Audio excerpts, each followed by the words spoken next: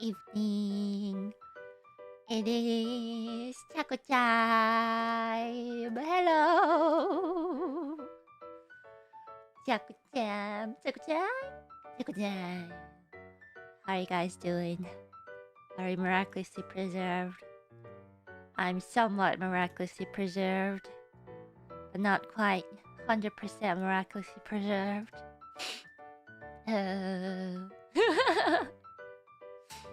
Hello, good morning, afternoon, evening, meow meow. I got some sleep. Sleep has been very weird lately, but managed to catch up on one of the days by sleeping a lot.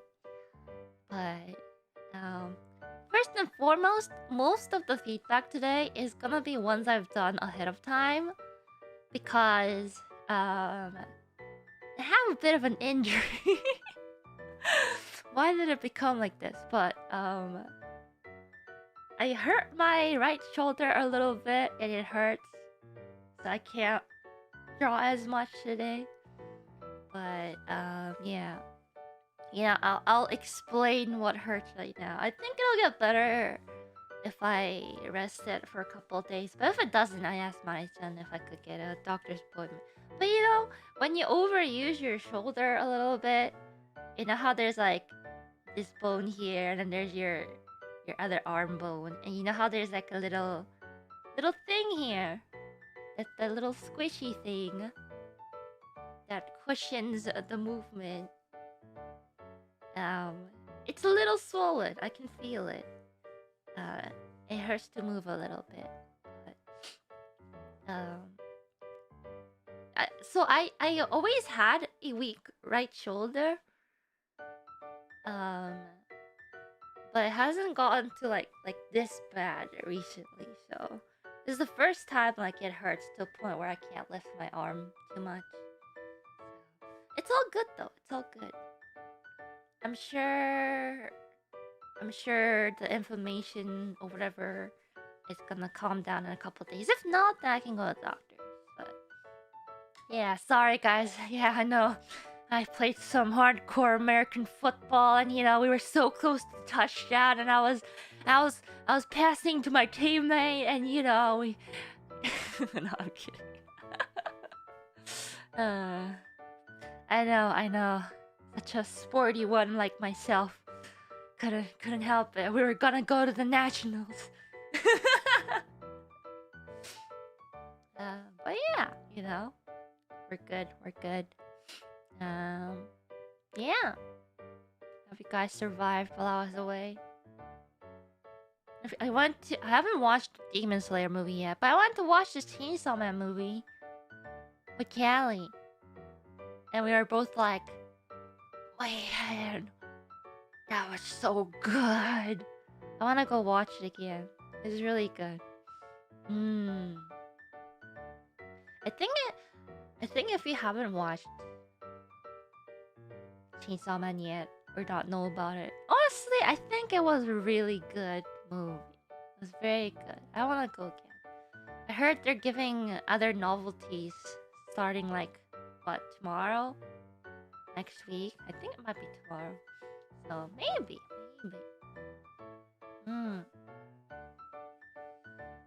Yeah, Chainsaw Man. Visit. Pain. Are you gonna be okay playing Night Rain for Myth Collab? So, the thing with the shoulder is that when I draw with my entire arm, right? Like, for longer strokes and whatnot. But it doesn't hurt if I keep my arms, like, attached to my body. Like this.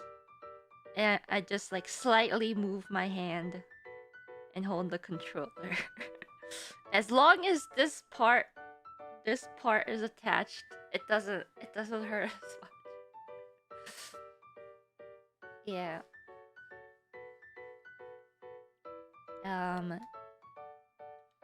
If I try to raise it or move it, like spin it around, it does hurt. But if I place my hand on the table like this while it's attached, or not attached, like right against my body, my rib cage, and then I'm holding the controller like this, it'll be fine. I know I can't be pro MLG player anymore, but we gotta play some right rain. Yeah.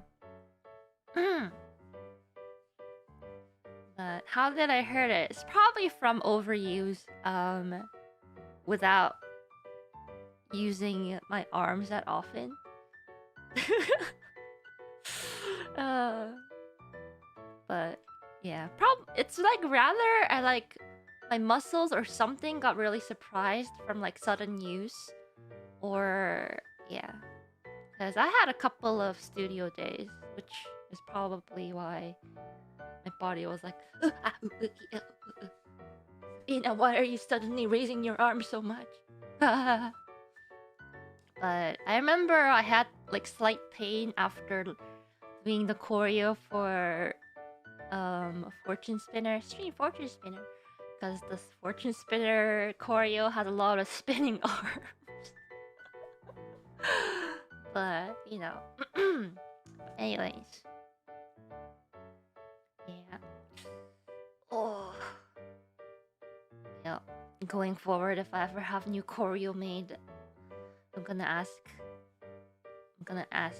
Dan Sensei to avoid doing any spinning of the right arm.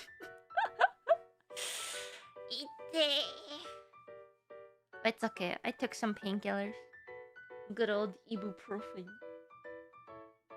My trusty ibuprofen. All good. It's all good, you know? I can still kind of draw, just not as intense as before.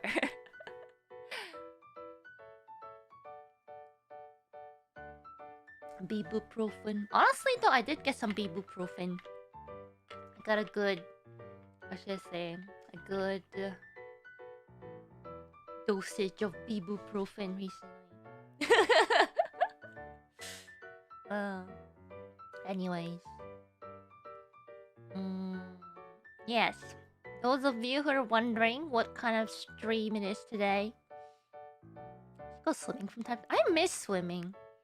I used to be a pretty good swimmer, but the reason I don't like swimming is the everything in between the swimming, or the process of going to the swimming pool, getting changed, and then everything else after that.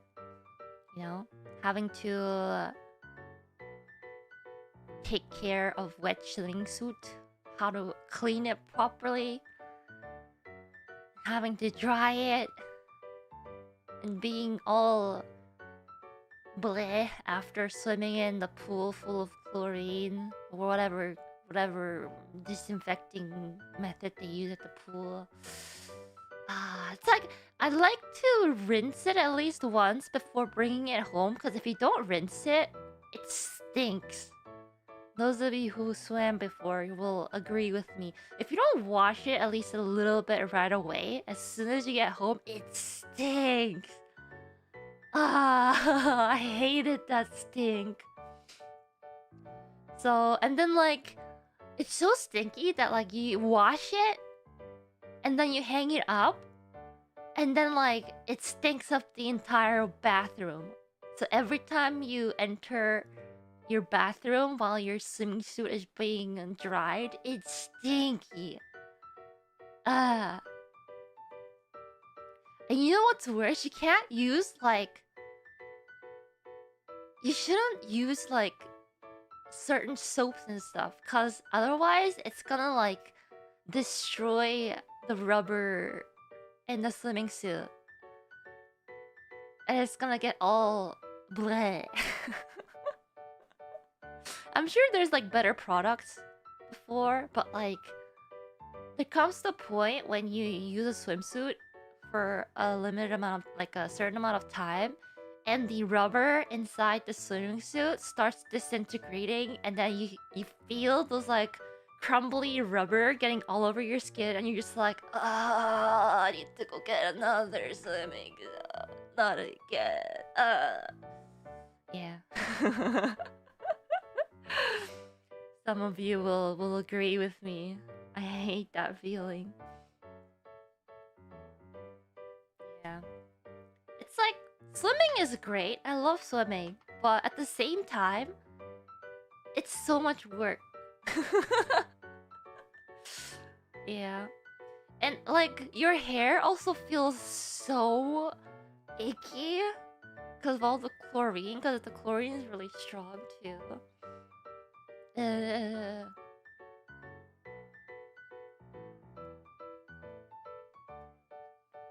yeah. I don't mind swimming too much, but at the same time,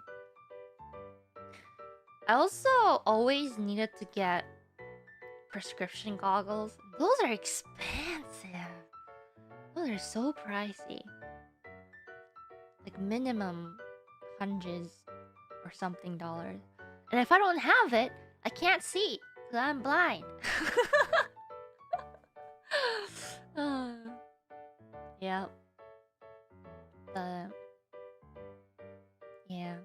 So whenever I went to like the swim meets during like high school, the regionals, I always had to like grab onto my teammate because if I lose sight of them, I am lost forever. Because I couldn't bring my glasses around because I had to, get to the place that I'm swimming and stuff. So if I lose sight of them, I am lost and I could not see. But back to topic. What was I gonna say? Yeah. This stream, if you are confused, I asked for some submissions on the Twitter. So if you had any, if you wanted any feedback from me and how to make or how would Ina work on this art piece if it was Ina working on it, kind of thing. So it says feedback though. This isn't a refund stream. No, it is not a refund stream. Speaking of which, I hope you guys brought your assignment from last time. No, I'm kidding. There was no assignment. I will fix the title.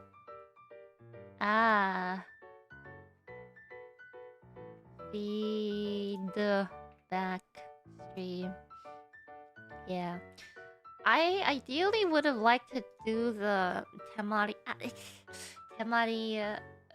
wallpaper drawing stream today, but I had to move this one up because, yeah. Man, injuries are rough.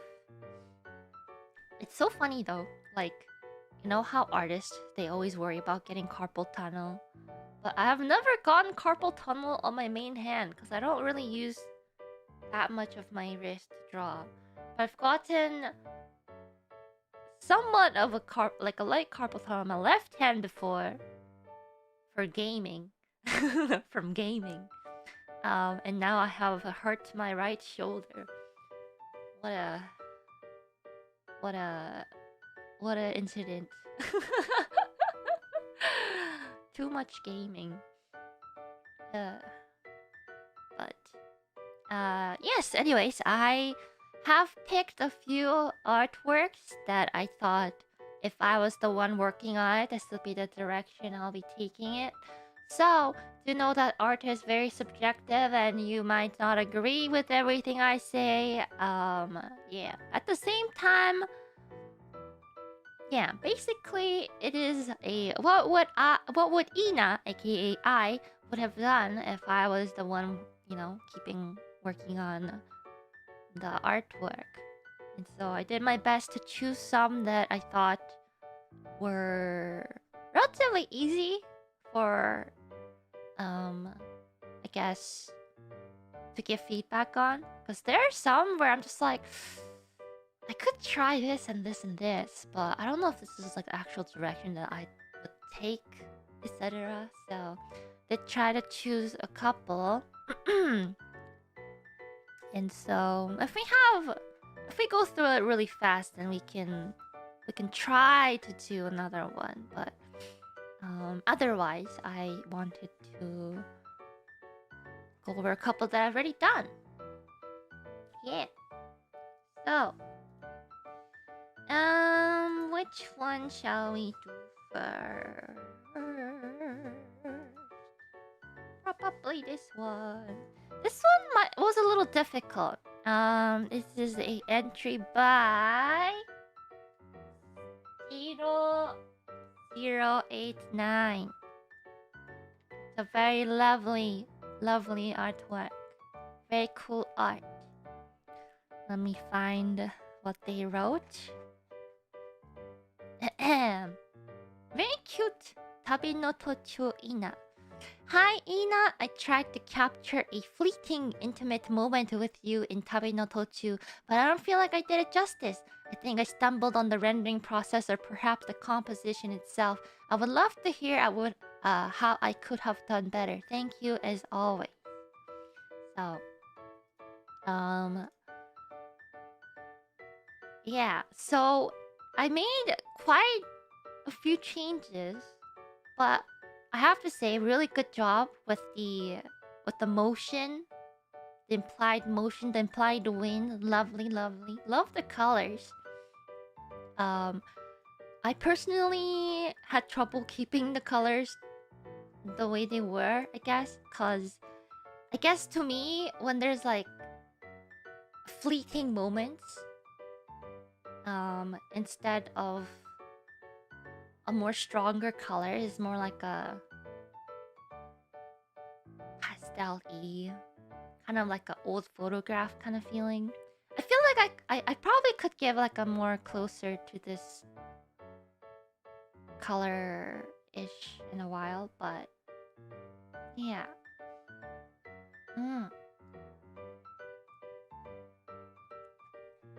So, I think I did do two different ways I would take this artwork if it was me. The first one was just the adjustments in color.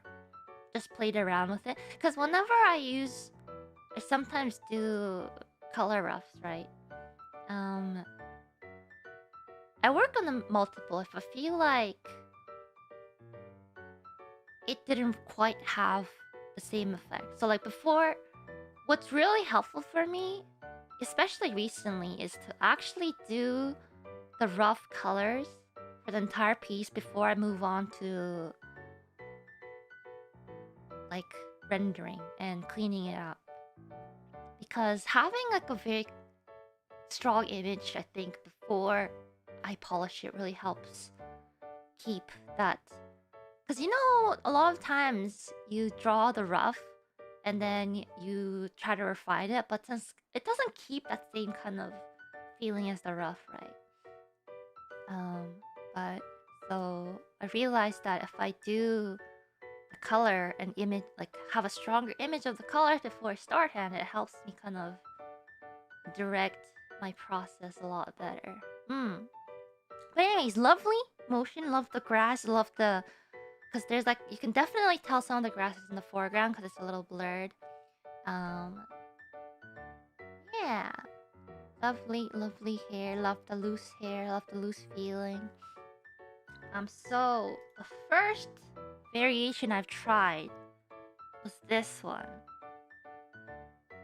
Where I was like, okay, I feel like when it comes to like this one I didn't really do a lot of like repainting or anything. It was just me trying to play with the colors to kind of see if I can have the more dreamy feel. But it doesn't quite have that sunset, you know, golden fields feel. So that's why I didn't really work on it a lot more. And I just stopped at this point. But it's like not really the color theory or anything, but there's a certain because colors have emotion. Colors and color combinations have emotions. So, when it for me personally, when I think of like a fleeting moment or like a faded memory kind of thing, I would think more on the brighter side, more pastel, kind of faded, hazy feel. Because if you think back to like movies, this is why I think it's very important that you watch a lot of other like medium, like movies or like song MVs and stuff that have these strong visual storytelling. Because you can study a lot of movies and be like, why did they use this sort of color, this value range? Like, why? And then you realize a certain combination of colors or value ranges bring up different memories. So when I saw the colors on the left, it was more like a very strong memory. Like more of a unforgettable strong memory, but it had like not the fleeting feeling. Was more like how do I explain it? It's like more of a stronger emotion that isn't just like a what should I say? Like a fleeting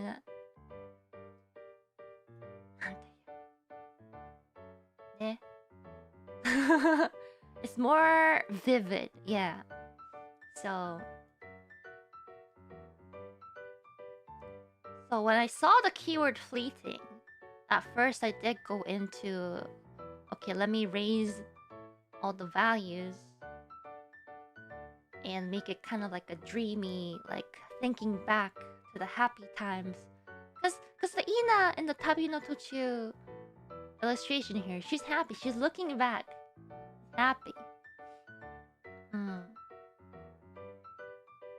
So, and this was because I saw that keyword fleeting. If it was a different word, the colors on the left might have been a bit more fitting. At least to me, personally. You know, people might see this and be like, I feel like fleeting woman is more on the left. So, yeah. So, the second thing I tried... I actually don't remember what it looks like. Let me preview it.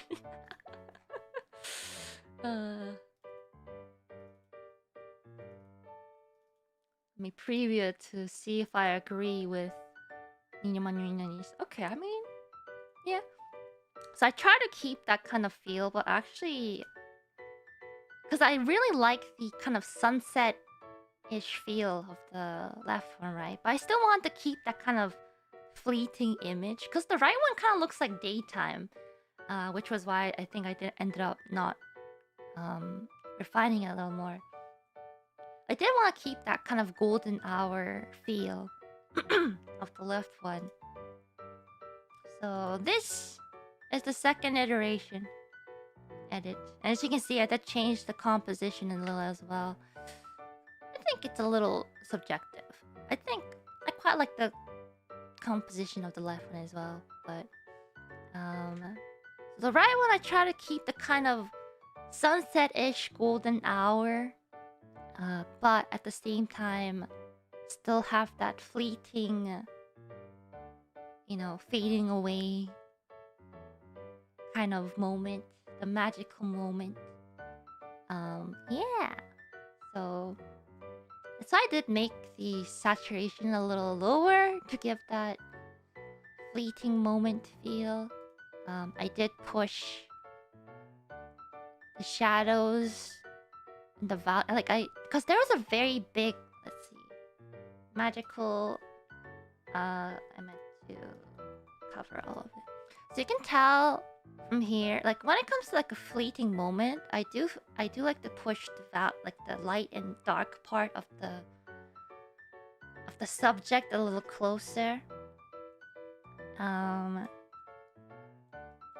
So So you can see the value between the light and darker is very, very big.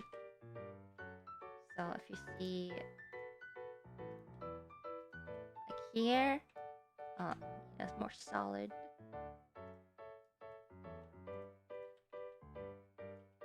This and this, it's a very big difference. So I did switch it. So I painted over so there's not as much of a difference, as you can see.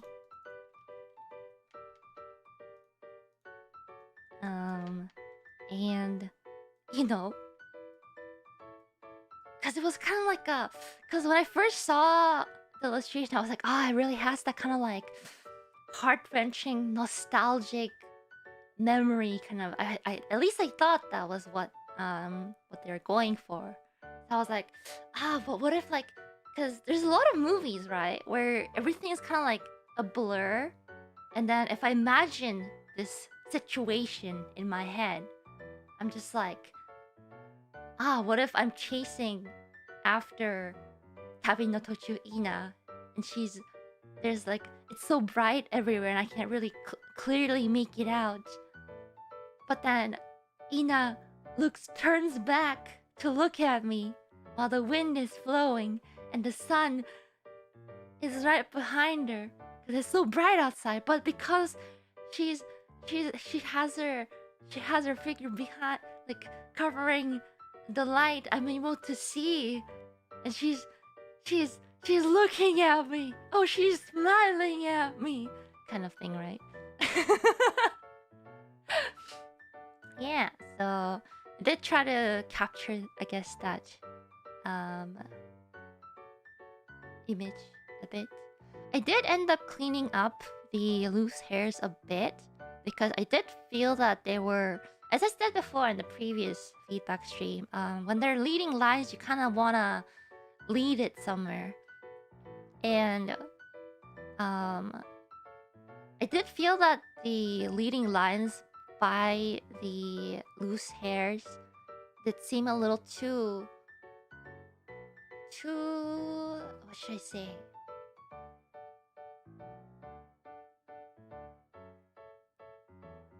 Too proper. Proper is probably not the right word I'm looking for. It's too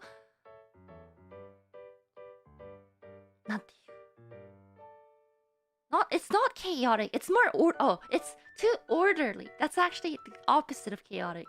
It's too orderly. Where it's gonna be, because if you think about it, whereas so this is gonna lead here, this is gonna lead here, this is gonna lead here, but because it's kind of all too orderly, it doesn't have a flow. So I did get rid of the one on the left, so to give them, because the flow goes from this way to this way, right, and this way to this way. You kind of want to try to help with that flow instead of, being too structured.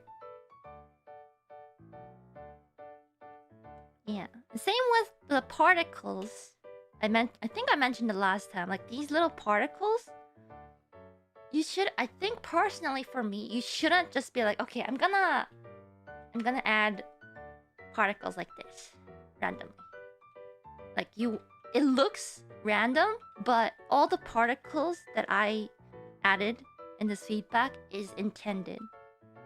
So if you see, the ones that really stand out still has a guiding line where I want to direct the viewer's gaze across the illustration. So it looks really random, but it has a purpose. Yeah.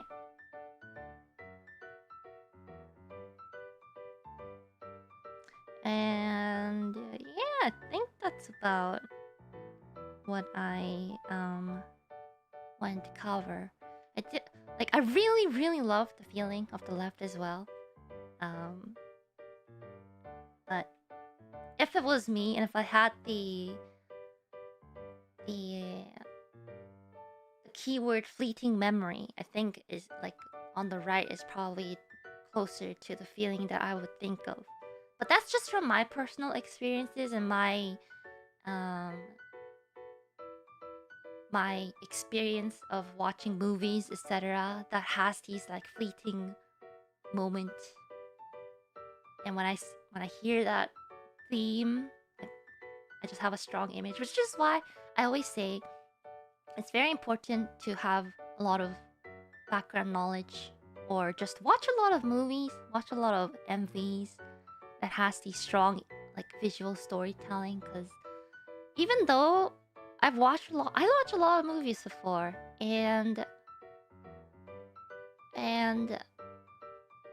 even though back then I don't really think about it, um, now that like I'm actually studying a lot more of like, the art and theory behind it, whatnot, like it makes sense.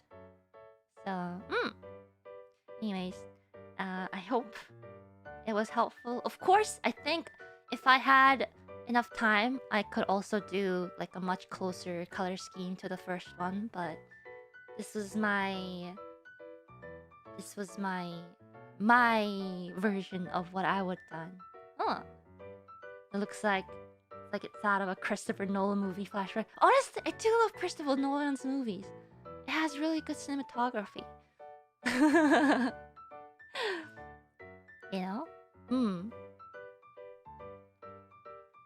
So it's good to watch a lot of movies. Because sometimes when I'm working on things, I'm just like, I don't quite feel it.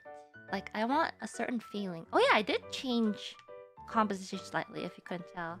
Do I have lines for that? Yeah, so the composition on the left is not too bad. But I thought I want to switch it a little bit. So the flow of the... What should I say? I just wanted the Ina to be a little more in the center. Be the very apparent subject. Because, like, one of, like, the thing with photography too, if you want,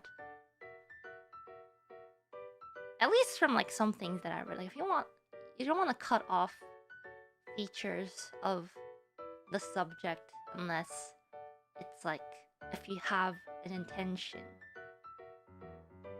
Because the most important thing here is the Ina in the picture, right?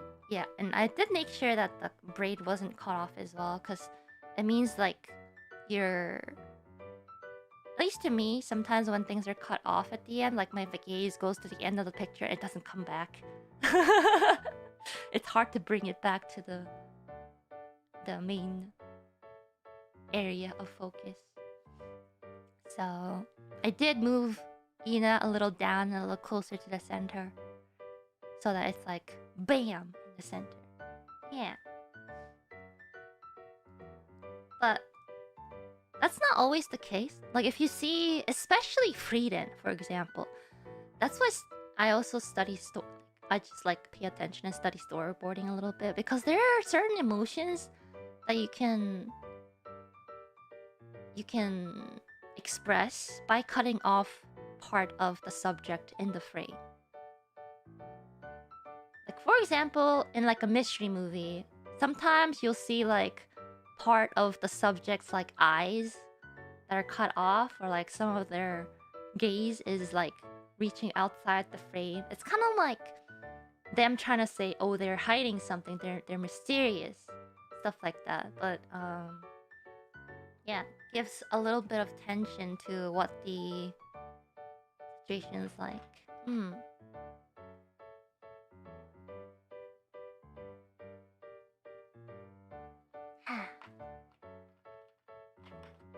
Yeah. So that's why I think like the studying cinematography is really interesting. There's one book that's really good. What was it?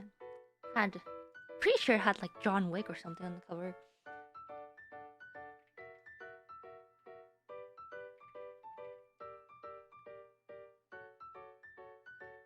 Oh, it's called The Filmmaker's Handbook. Comprehensive Guide to the Digital Age, or something like that. That's a pretty good book that I read.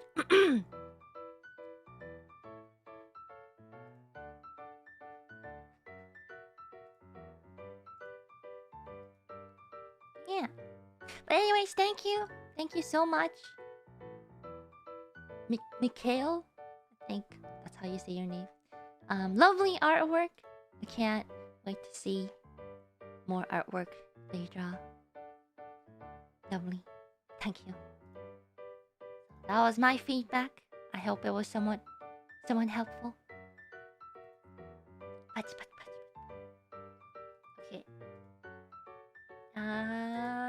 That was the first one. Which one shall we do next? Yeah, I mean, I can give you guys some book recommendations that I found really useful. Another good one is Framed Ink.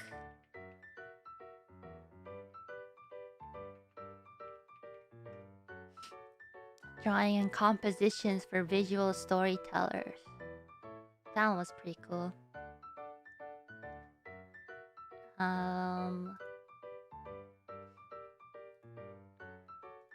What else? Color and Light. Color and Light is like the textbook book that a lot of people would recommend. What else is there? Those are the three at the top of my head that I can think of right now.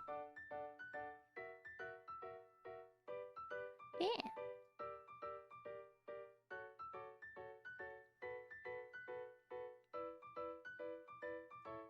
So color, I'll write it down.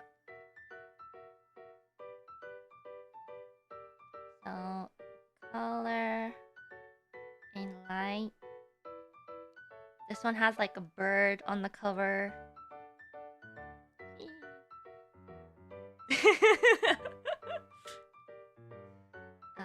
There's Framed Ink. Yeah, it's a pretty famous book.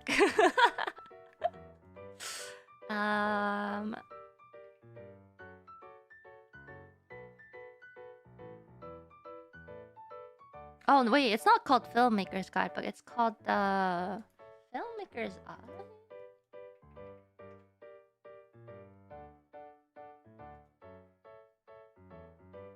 Yeah.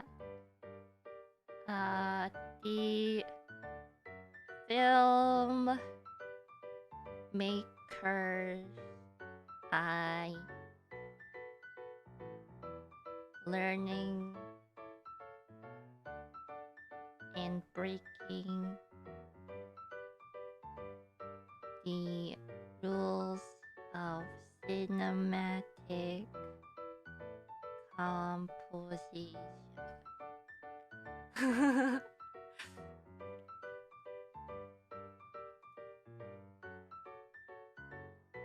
Yes. Those are the books that I do quite like. And I do kind of lean into like the more storytelling and cinematography more than illustration side.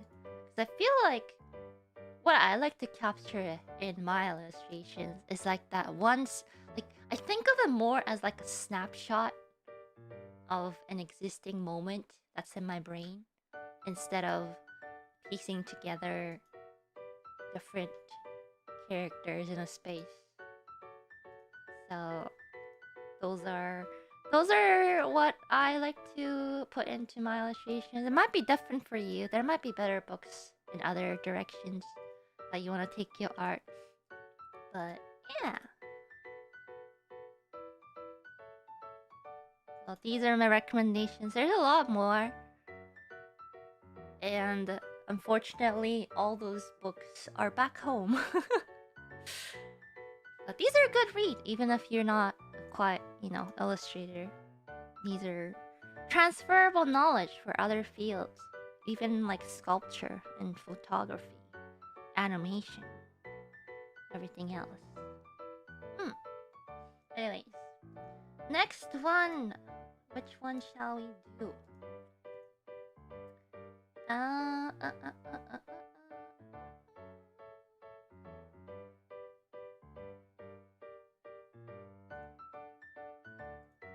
This one. Bye. Choco-sok! Thank you for your entry. Also, thank you always for cute Ina art. I remember I used this for a thumbnail before. I was surprised to see you enter. But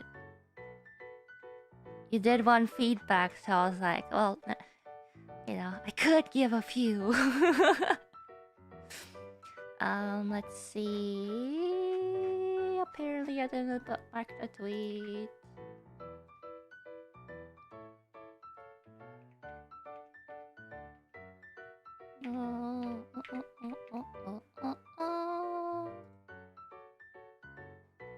There we go. Look. There you go. Hello, Ina Sensei. I'm truly happy to have the opportunity to send my artwork to Inacademy for feedback. I drew you resting with the cat under the warm spring sunlight.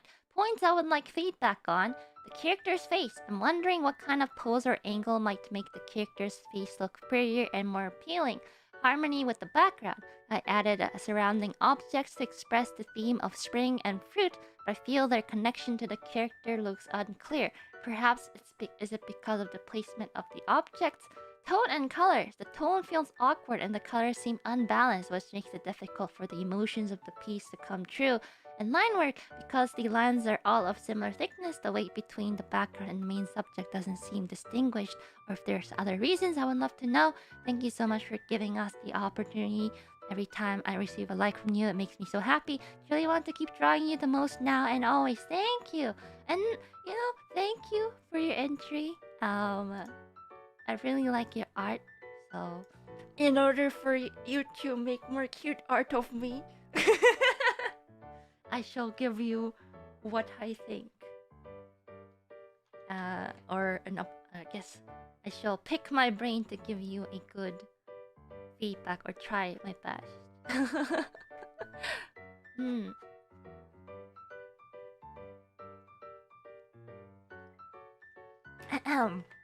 And so,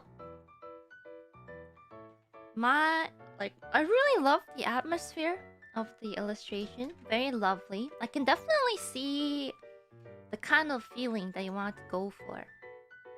Kind of, lazy Sunday afternoon. Ina is sitting down with Kato amongst the tomatoes, taking a small nap in the sun.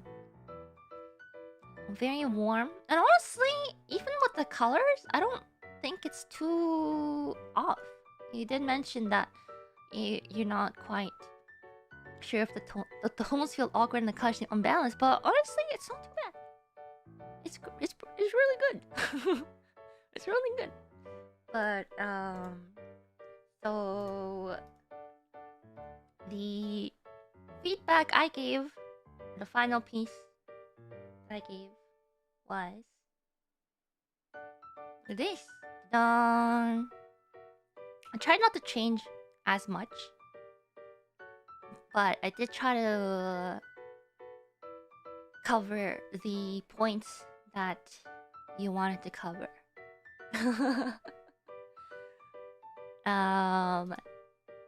And so I should have wrote more notes while working on it. But when it comes to balance of the face, I did did I leave the guidelines? Just the guideline? Okay. I mean, ignore the body for a bit, but with the face, um, I did adjust the balance a little bit. So when it comes to like a more, I don't know how else to put it, more anime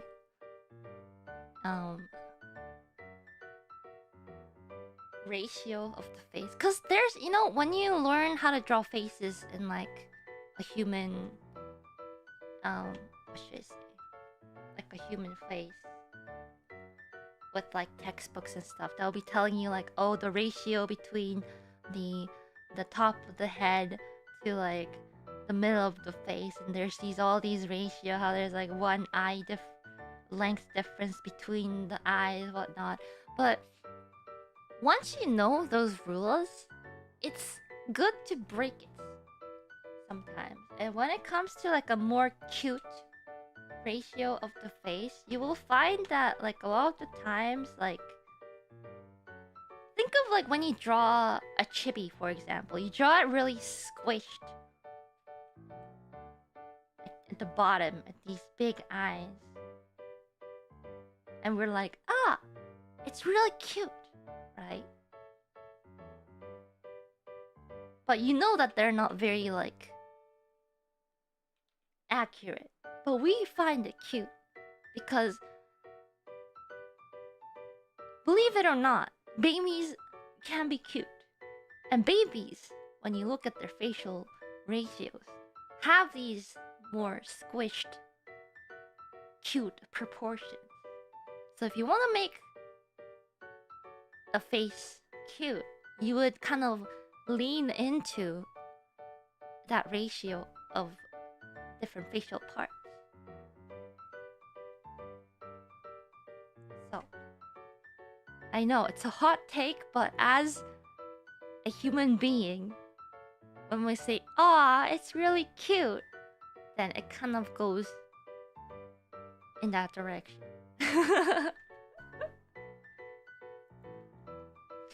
So, but the important thing is to keep a relatively, I guess, to have but to make it work, you need to have a basic understanding of how it is supposed to look relative to other features.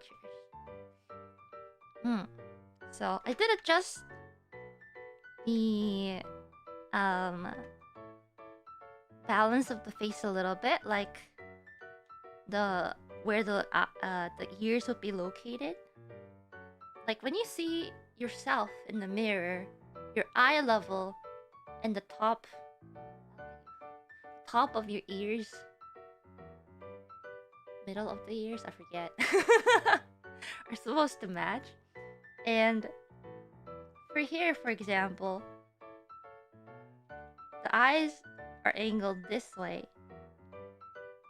and so from this angle, the ears are supposed to go a little more up here.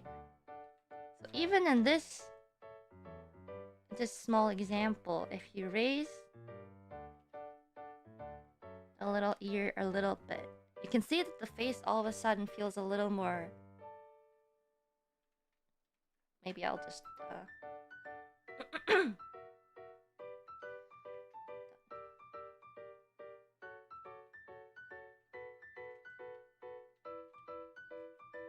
if you move it slightly up, you can already see difference, right? Same with this ear too. From this angle, I don't think you'll really see the other ear. So, learning to draw these faces, cute faces, it's just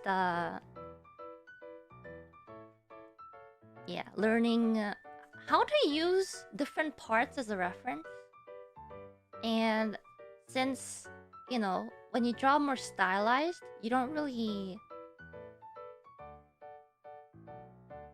stick to like exact realistic anatomy and stuff, right? That's why those who have a really good understanding of like deformation, stylized anatomy already know how things are supposed to look in relation to each other instead of in relation to a realistic proportion. So having a solid understanding of, for example, like, okay, so if I look forward, the eyes will be on the same level as the ears, and the nose would be at this location in comparison to the eyes, and then my mouth will be this much away from the nose, and whatnot. So that is actually, now that I see it now, now that I see it now, I do want to lower the ears a little bit, slightly.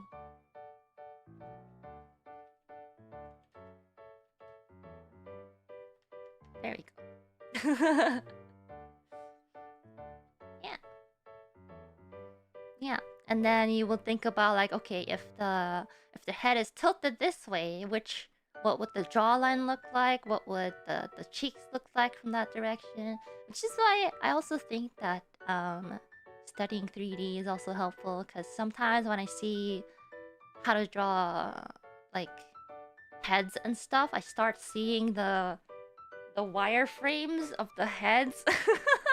If you know what I'm talking about, you know, like I start seeing the whatchamacallit, this with the with the nose and the whatchamacallit, the little wireframe stuff.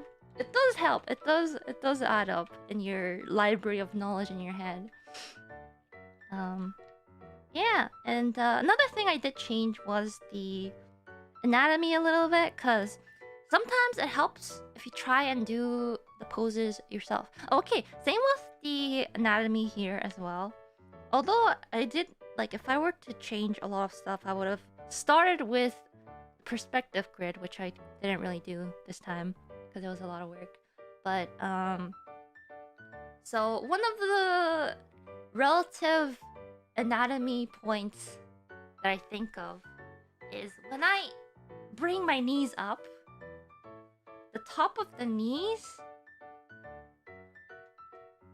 come up to my chest, right? So if my chest is around this level, if I were to have my knees up in front of me, if you look from the side,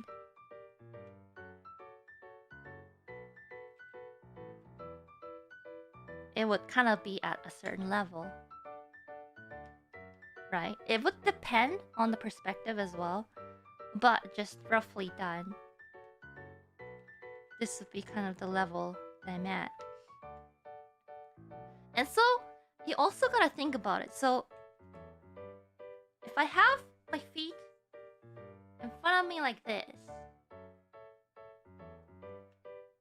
then you gotta think, if I were to put my hand where the knees, right below the knees, what would my elbow look like?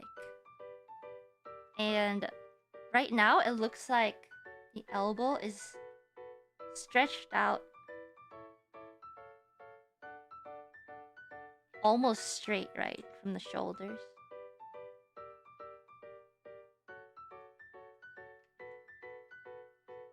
But if that's the case, you kind of have to think about if my arm's really outstretched, near full extension, is Ina really relaxed? Because when body parts, because right now she's, you know, when you're relaxed and having a nap, would I really have the strength to keep my arms extended like that? And my answer personally would be no. And also the feet would also, distance-wise, would need to be a lot further. Or, so the answer, at least from my perspective, if I want the arms to be extended fully, if you were looking at it from the side, if I want the arms to be extended fully, I would rather have to have my legs like this, where if I'm assuming that I'm keeping my hands on the knee, or I would actually, if I'm the one doing the pose, if I extend my arms all the way, I would actually have my hands beneath the knee. You understand? Because if I'm sitting like that, I wouldn't, if I were to extend my arms all the way. So this is where the relative anatomy comes in. It's like if I extend my arms all the way, where would my knees have to be in order for it to match that length? Yeah. And so what I ended up doing, because I really liked the hand, the interlocking hands, and it's pretty calming. It does have that, oh, she's taking a nap but still having her hands interlocked. I thought it was a very cute pose. So I ended up choosing to just change the pose a little bit so that the arms are actually going down. And then coming forward. And then the hands are interlocking. So that if you look at it from the side, the height of the knees would match. Location of the elbow would also match. And my hands would make sense to interlock right below the knees. Everything else makes sense. And if you yourself go into the same pose and do the same movements and stuff, right? If I say I'm taking a nap while posed like this, I would definitely say if I'm actually sleeping, I wouldn't be having strength in my arms. And yeah, this would be the ideal pose that I'll be taking. It helps to sometimes try and do the pose yourself. Be like, ah, I see. My arms actually extend to this amount when I do this. And if I feel like I'm gonna take a nap, I realize that, oh, I actually don't put strength or put, effort into keeping my arms up, etc., etc. So yeah. But so that was the pose that I ended up changing slightly. And as you can realize, I did get rid of the watering can because I did feel like there wasn't much of a... It worked a little more as a distraction than adding to the piece. So it's good that you try to add something that gave a sense of depth. And at first, I try to just put all of the watering can in the shadow, so it'll be like, oh, it's very in the front. But I felt like in the end, it didn't really add much. So I ended up taking it out. And one of the things you also mentioned was that the harmony with the background, they're surrounding objects to express the theme of string and fruit, but the connection to the character is a little unclear. So I ended up adding, as you can see, more tomatoes. I didn't really render fully. I ended up adding a little more tomatoes down here. So when the viewer is looking at the page, she'll be like, ah, there's tomatoes. Maybe she was eating some tomatoes or she's sitting in the garden. And one of the other things I did, I think it's a little harder to tell, is to actually put the ribbon, take the ribbon, and have it go underneath my foot or behind the foot, right here. So you can have the objects interact with the subject, which also gives them a sense of depth. What item is in front, what item is in the back. Also be like, oh, this is an actual item that's interacting with the subject, so it makes sense that it's here.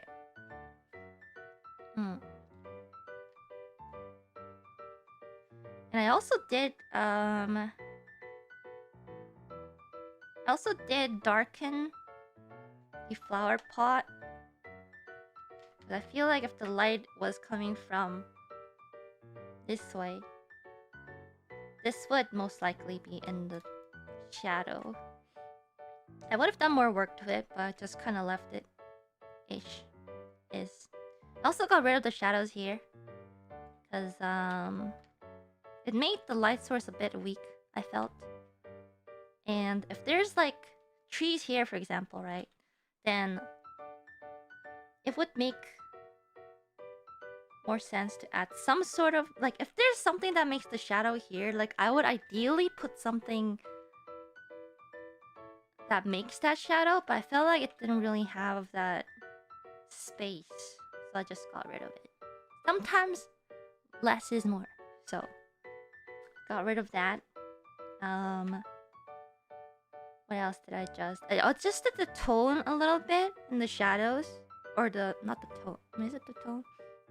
Adjusted the colors a little bit too, because when it comes to rendering skin,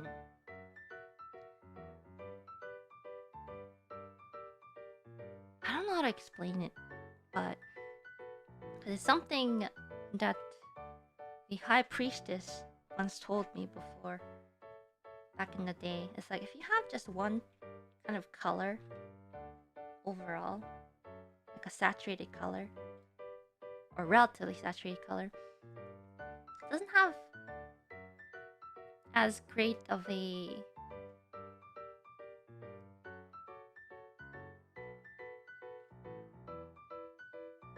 overall, what's the word?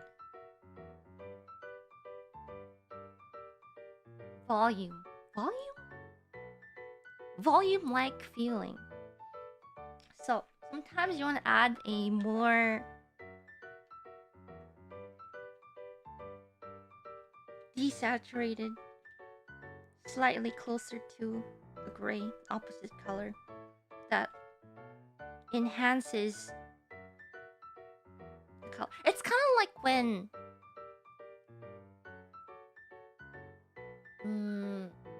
you sometimes add a little bit of salt to sweets to enhance the sweetness. Like, to me, when you add, like, instead of having like this one saturated color, having that little bit of a buffer that helps, what should I say, amplify the color effect, personally to me, is more visually appealing. Might not be for you guys, but at least to me, it's like that. And to have a more natural kind of lighting and overall color balance wise, having a little bit of complementary colors, because you know when you learn to paint in schools or whatnot, they're like, you can use the opposite color from the color wheel to have a more vibrant or more natural shadow colors and stuff like that. Of course, you might be a genius who's really good at picking out shadow colors that work, but having a little bit of that complementary color for a more natural shadow really helps colors pop a lot more, makes it look a lot more natural. So if you're going for that more natural lighting, natural color kind of look, definitely suggest studying a lot of color theory and having that ambient light. Like, there's so much to study once like color theory and all these different kind of values, tones, etc. color. Once the theory actually starts clicking, you're just like, I've drawn for years and years, but everything is finally making sense by, teachers from the past or the artists that you really admire are using colors like this and they make it work, sort of deal. Anyways. What else did I do? I think honestly that's about it. Yeah, I made sure to get rid of the shadow there. That's why I ended up making the shadows a little more on the bluish tint, because basic color theory, when how did someone explain it? There's better YouTube tutorials for this. When the light that hits an object is on the warmer side, what's a better way? The shadows look cooler, right? So let me actually do this. So when you see this gray, which doesn't have any color, it's completely zero saturation. It looks colder, but if there is a cooler light,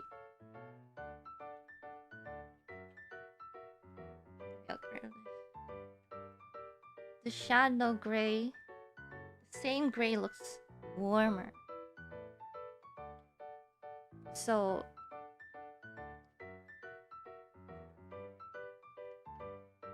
I don't know if it's really making sense. It makes sense to me. So that's like basic color and light, and you'll see that a lot in the color and light textbook, theory book. So taking that into consideration, this is like one of the things that I consider a lot recently. Is so in this piece, everything I think everything seems very warm. So I think that's what they kind of were talking about when the tones feel weird and the colors seem unbalanced. So I did end up cooling the shadow a little bit, just with the color balance adjustment tool layer. So I think personally it seems a little more balanced when the shadow is slightly on the cooler side.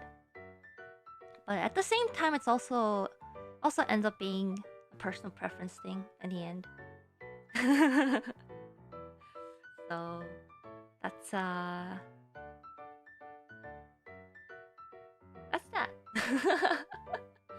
I try to balance, but it does end up being a personal preference at a certain point. Oh, I don't know, I guess it's hard to kind of see, but I also added a little tomato to the t-shirt design. It's one of a small trick that I do sometimes when I feel like something is missing connecting the subject to the outside. And I was thinking, I was like, oh, I mean, I could add tomato to the t-shirt design and it'll all match. So sometimes you can do that. Add a little something from the background motif to the clothing design or something, and somehow it all makes sense. Yeah. And when it comes to line art, one of the things that I would mention is it's kind of something I covered last time was to put details in the things that you want people to focus on. So for example, you did a good job putting a lot of details around the face, around the cat, with the different strands of hair, because that's where you want people to look. That's your focal point. But I personally would actually not do as much line art around the background, especially around the corners and stuff. I would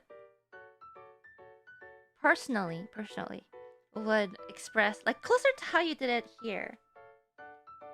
Where's closer to how you did it here. Like, I would get rid of a lot of the line art and only focus on the values and the colors. And same with the plants here, I feel. I would also maybe lessen the details. Especially in the straw hat. Because out of everything, the straw hat has the most line detail. And so, as I said before, sometimes less is more. So, you could... One of the things that I think I could do is just a very easy layer mode. Lighten layer mode. And just go over the area like this. Just lessen the contrast that draws in attention. Because in the end, contrast draws in people's attention. And so with just a little bit of touch here and there, just lessen the detail. Tell the viewer this is not as important. The straw hat is there, of course. And of course you can leave indication of detail. But tell them this is not the main focus. The main focus is the character. I know I did kind of a paint over here because I was testing with the watering can and stuff, but you know, tell the viewer, hey, eyes up here. Eyes up at the Kato and Ina. Straw hat is there, but it's not as important. So you can still leave the details, of course, but make it less apparent. Like that.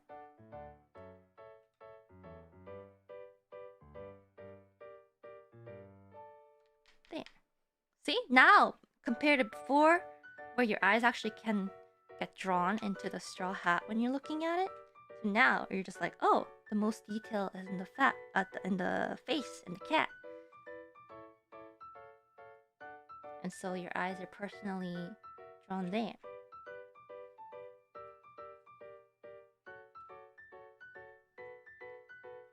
And yeah, I think that's about it. And in the end, if you want to keep that yellowish glow, the warm glow, I didn't do it here because it's still Clip Studio Paint, but a little trick I do is actually taking it to Photoshop, for example. You know, you can do it in any photo editing software. You can bring it in there. And they have stuff like filters and stuff, like the photo filter. There is the, what was it? You know, adjust stuff with color balance. There's other photo editing capabilities, etc. And where you end editing and finish the piece is up to you. Ends up being a personal preference. So the adjustments that you do, etc., ends up being kind of your decision in the end. But yeah. Anyways, that was my little feedback for the illustration. I hope it was helpful. You might not agree with everything I say, but I hope there's something that you can take away from it. Yeah, amazing illustration from the start. So, yeah. Thank you for sending in your work. Lovely illustration.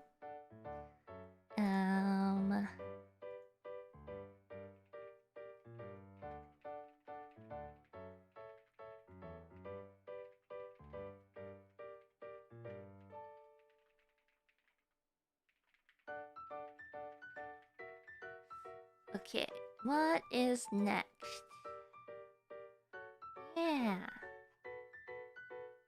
Lovely, lovely work. Thank you, thank you, thank you.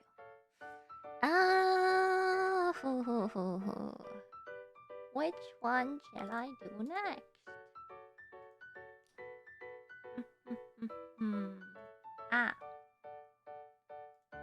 this one. It's by Ninomae. 今日もかわいい。今日もかわいい. Ninomae says, "Hello, Ina Sensei. I recently made this Suisei piece where I was experimenting a few different things and noted down a few problems that bothered me. Really would love to see and learn how you improve." Oh! Hold on.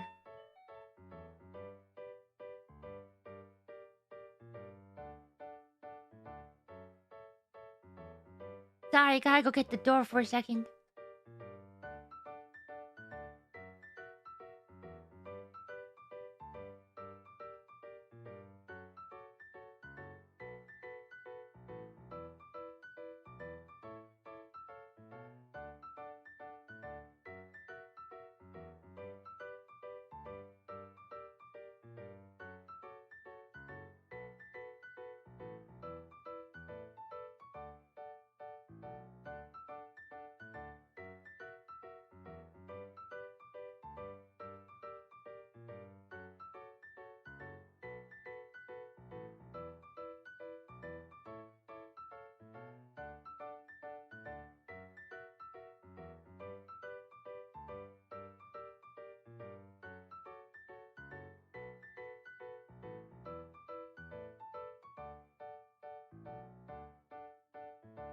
Sorry about that. I am back. I'm a little packages. Anyways, okay. Lighting. I wanted to try out stronger and dynamic light without making the piece too dark, but I don't know if I achieved that, and the lighting is barely noticeable. Values. Since it's a very blue piece, I struggled with achieving more coherent value distribution, especially not to blend too much with the background. Composition. The overall composition just feels flat and uninspiring. I feel the comet and the meteor are too distracting, taking away from the focus of the piece. Background. I wanted to keep it simple, but feels like it's lacking something. It's not giving context to the overall piece. Feels too bright and too dark at the same time. I feel like I would like to see how you would approach this piece in a sensei. Any feedback on other subjects and fundamentals is welcome too. Thank you so much. Thank you for your entry. Lovely piece. He is looking very cute. And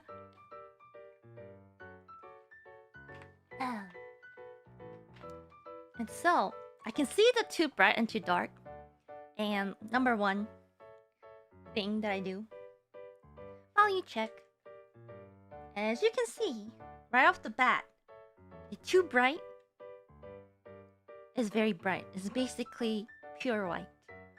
And too dark is basically almost all black. Like, there's barely any difference. And so, when it comes to this, you also wanna...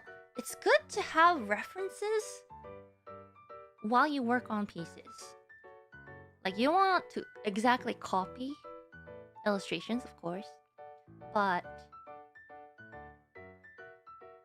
I think a really good example of a nighttime that's not too dark is actually one person that does really well is Makoto Shinkai.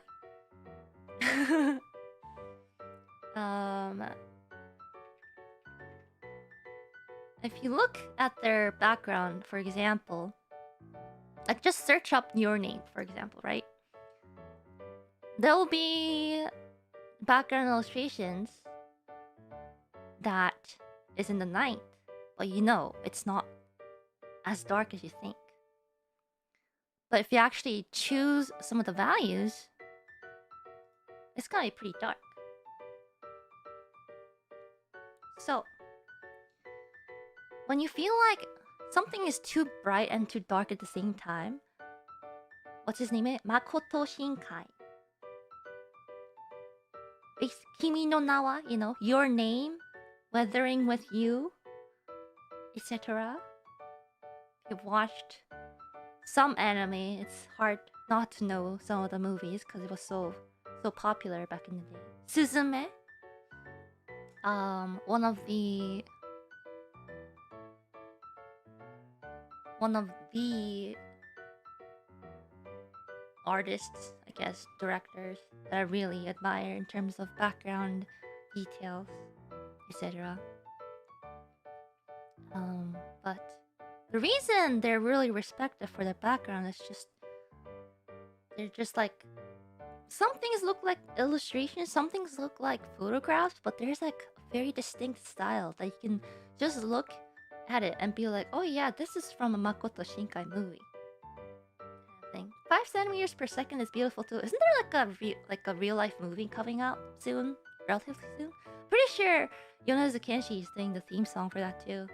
But yeah, so when it comes to artworks in the night, just whenever you work on an illustration with a certain mood that you're going for, try to just have a mood board of illustrations like in front of you and be like, okay, this, or photographs even. I think photographs are very nice because, yeah, I also have a mood board every time I have or I'm working on illustrations and be like, yeah, this is the kind of image, this mood, this feeling that I'm going for with this illustration. So just create this. There's a program called what's it called? Pure Ref. I think I talked about this before. Pure Ref,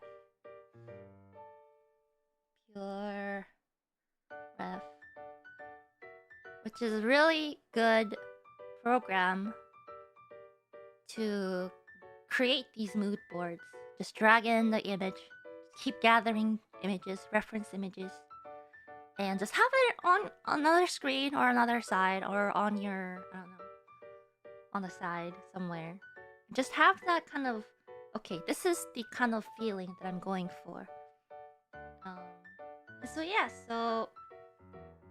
And you realize, although there's like a good contrast between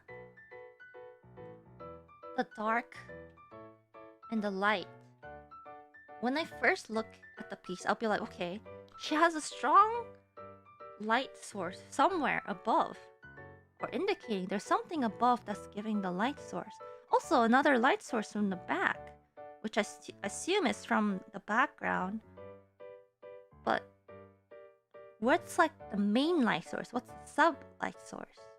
And so when it comes to artworks that have these strong lights, I like to think of choosing one that has very, like, as a primary light source, and I'll have, okay, there's some secondary, tertiary light sources, some bounce light, you know, etc., etc. So for illustrations that have a very strong, like, light source, like dramatic light that you're talking about, that you want to try, the stronger dramatic light, it's very important, in my opinion, to choose that one light source that's very easy to identify and be like, okay, this is the piece, the lighting, or the light source that's gonna basically frame this artwork. So ended up going a little overboard to a point for this edit a bit, but what I came up with is this. And so, explanation begins.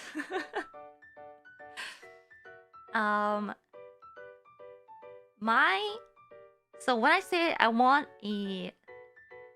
one big light source, like the main primary light source. Now I looked at the piece and I was like, okay, the comet is nice, but it's not a strong light source. And so I was like, okay, she's standing in the night looking at the viewer. What kind of environment can I put her in that could give the same effect that they were kind of going for? And I didn't change much to the, like, whatever they do. It might look like it, but I only altered the lighting. Like, if I get rid of all the lighting and everything,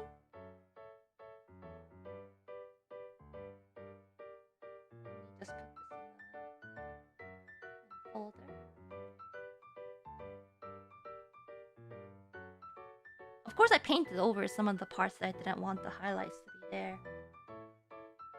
So whatnot. If I get rid of that, it's like basically the same as your illustration. So the first thing I did was to define that. Oops. Not. Ah! There you go. So the first thing I did was to define that primary light source, which I decided would be perfect if, when it comes to like finding a background and putting a subject in it, you really have to decide, do I want her to be in a more abstract background where I don't care about, you know, perspective, etc. Well, I mean, of course you still care about perspective, but I thought it'd be a good idea to have her standing somewhere in like a location.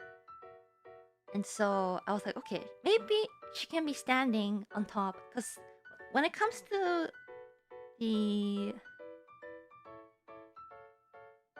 perspective where she's standing, the eye line is around, I mean, it's around the center-ish.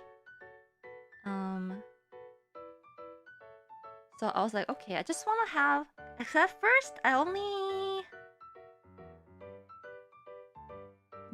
I tried just having her standing with just the sky background. What's it like?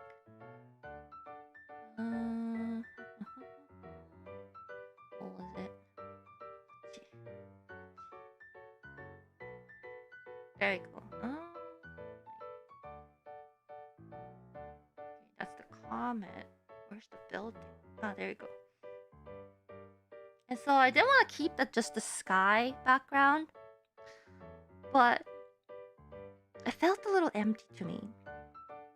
And of course I wanted to also move the comet because they don't want the comet to kind of be in the way, but I also felt like it's a very good highlighting subject in the sky. So I ended up making the illustration a little longer, as you can see. The original illustration ends here. I stretched it out a little bit. So I did the similar thing to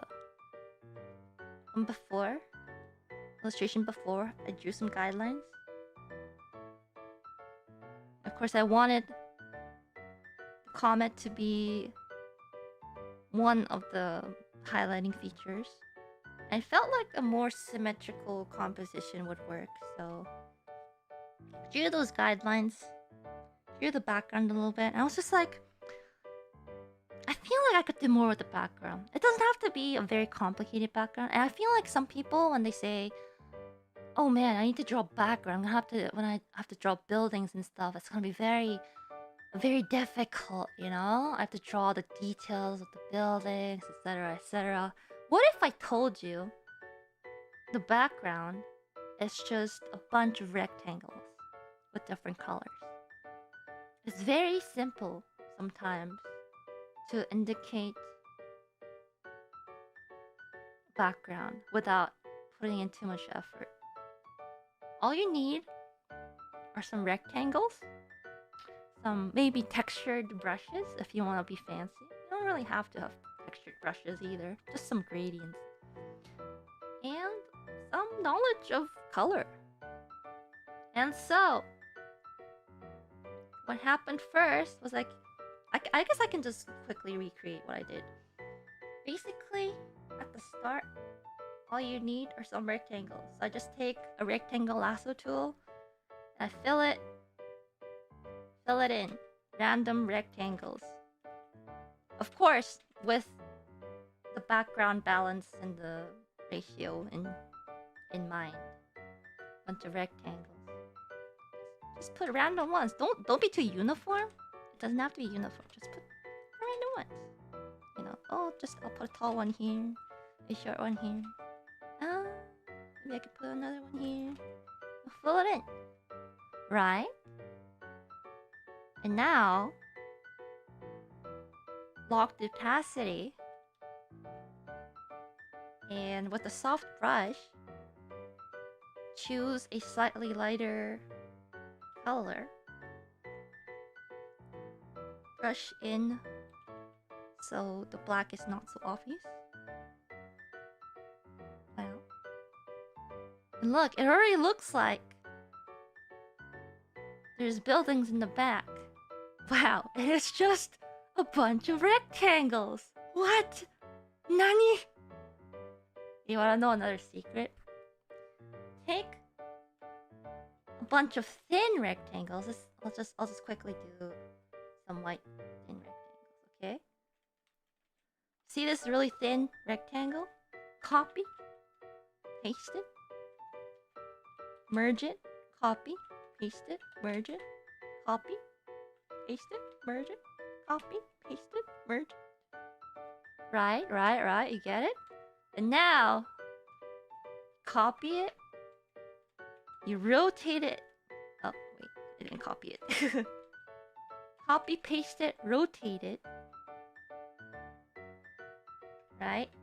And then you cover everything. And then you select it, control, and then clicking on the thumbnail, select everything in that layer. Hide this layer, but delete the vertical layer. So you're left with these smaller rectangles. Wow. Wow. And then you go on top of the building rectangles. And you can layer clip it if you want. Copy paste it. And just line them up sometimes. You can of course adjust it.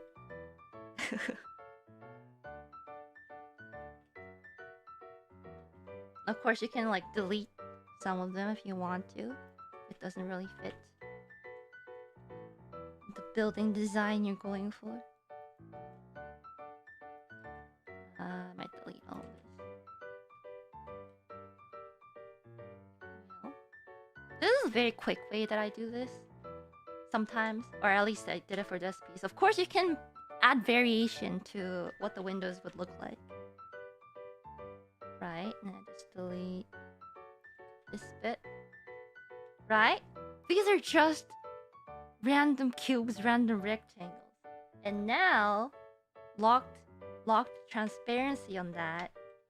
Take similar lighter bluish, cover it up. But you can also add some texture to it using a texture brush, for example. Like that, right? Just dab randomly. Wow. Chiarin, hello! Dab random locations. Or erase some of them. You can even add some, I don't know, random colors that you like. Then you can also delete some of these.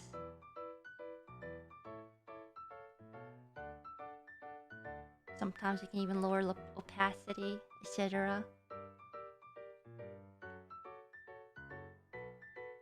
So you feel like, oh, this does seem like somewhat of a building with some random lights on in the background. Doesn't have to be too extreme. Just needs to look convincing. Right? If you want to, you can even add a different layer effect, like, I don't know, add, take another,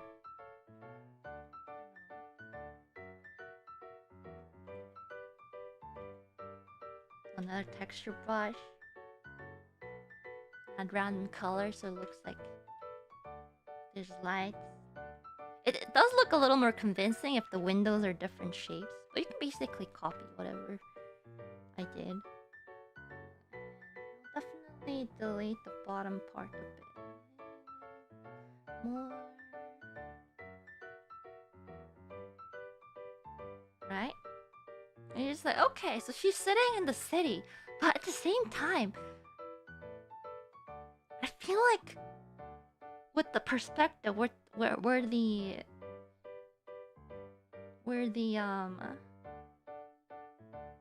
where she's standing in the perspective, I feel like she might be standing on top of like a roof or like a patio.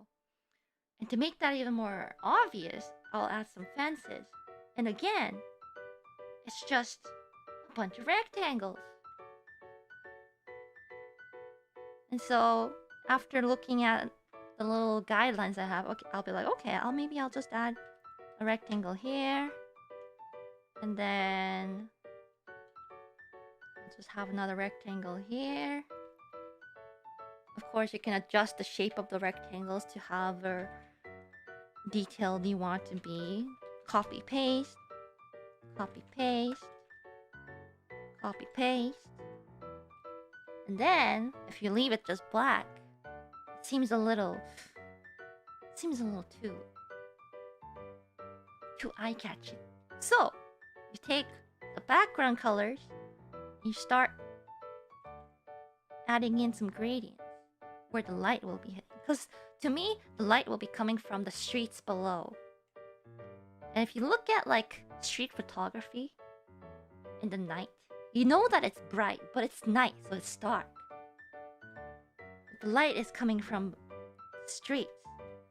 But you don't also want it to be too light because, of course, it's not going to get lighter than a certain point. If you want to be fancy, you can add some rim light to the edges here.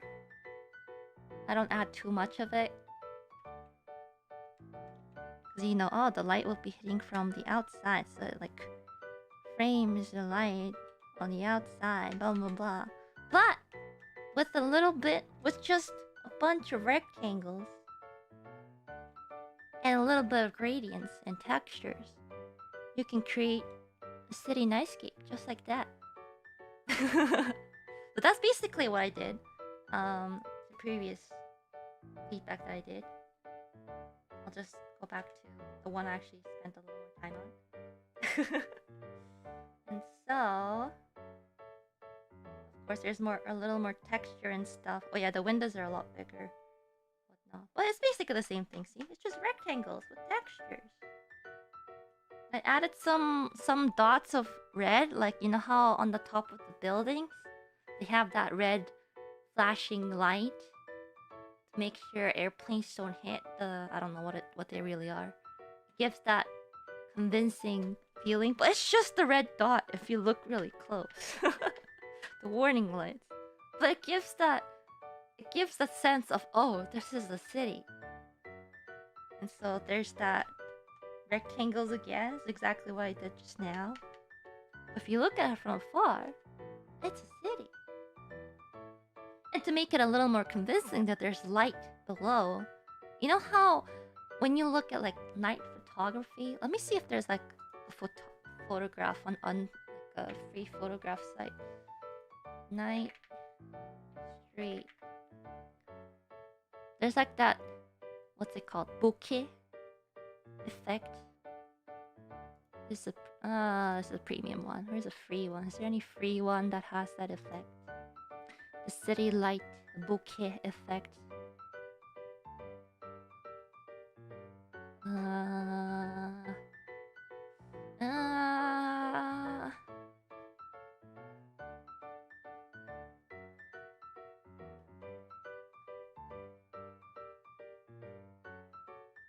Okay, I can't quite find the one that I would like to use. But you get the point. There's like where the light on the lens kind of blurs. Low aperture photographs.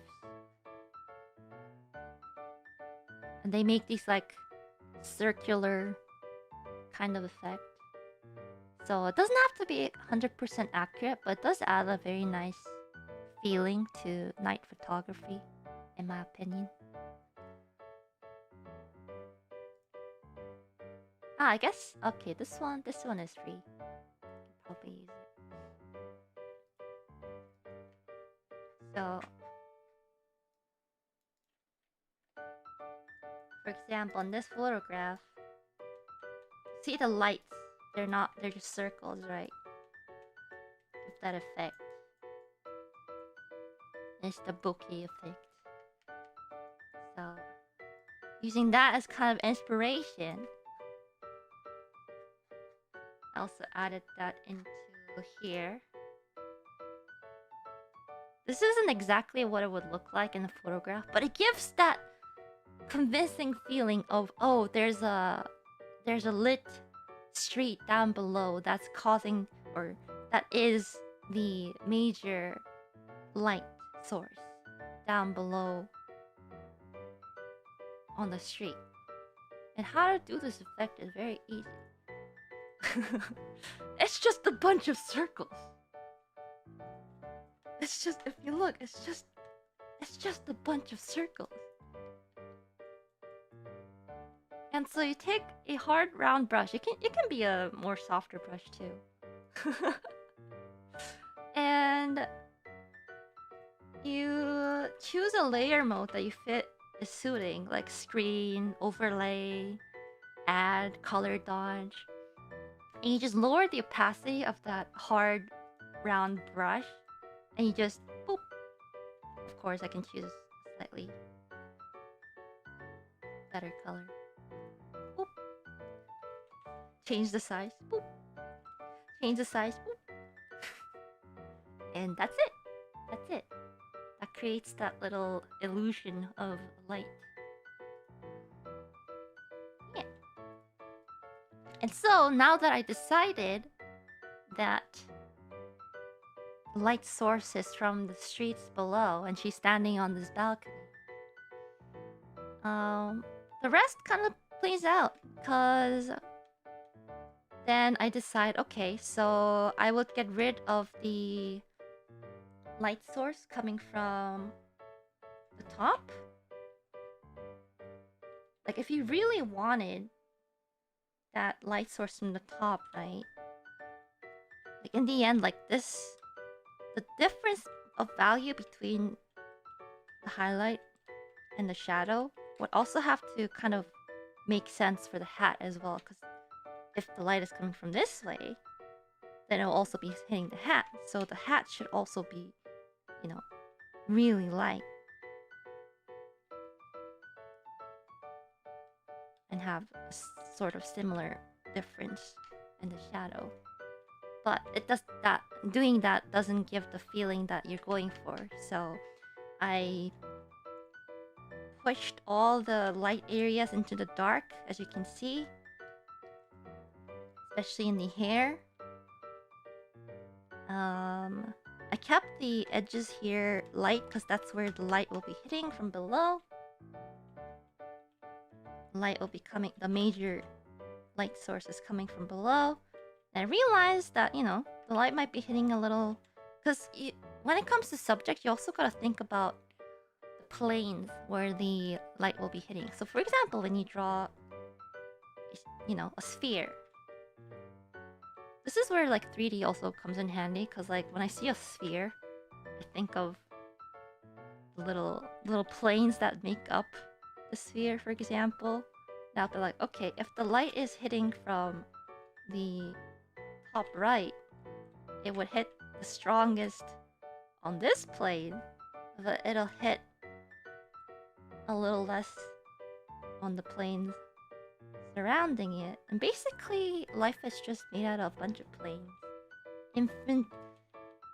Infinitely small planes.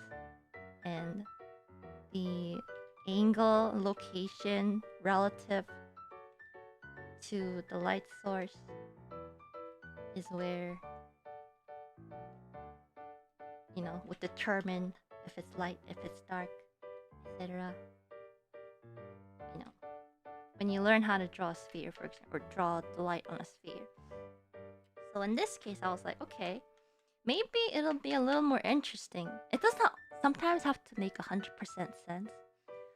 And at a certain point, when you gather up some knowledge of light, shadow, etc., you can play around with it. Like, okay, I know the light is coming from the back, But to make the figure stand out a little more, maybe I'll have, you know, a little more area of light hitting here, the leg here, but a little more like rim light on the planes above, just to kind of highlight the overall silhouette of the subject.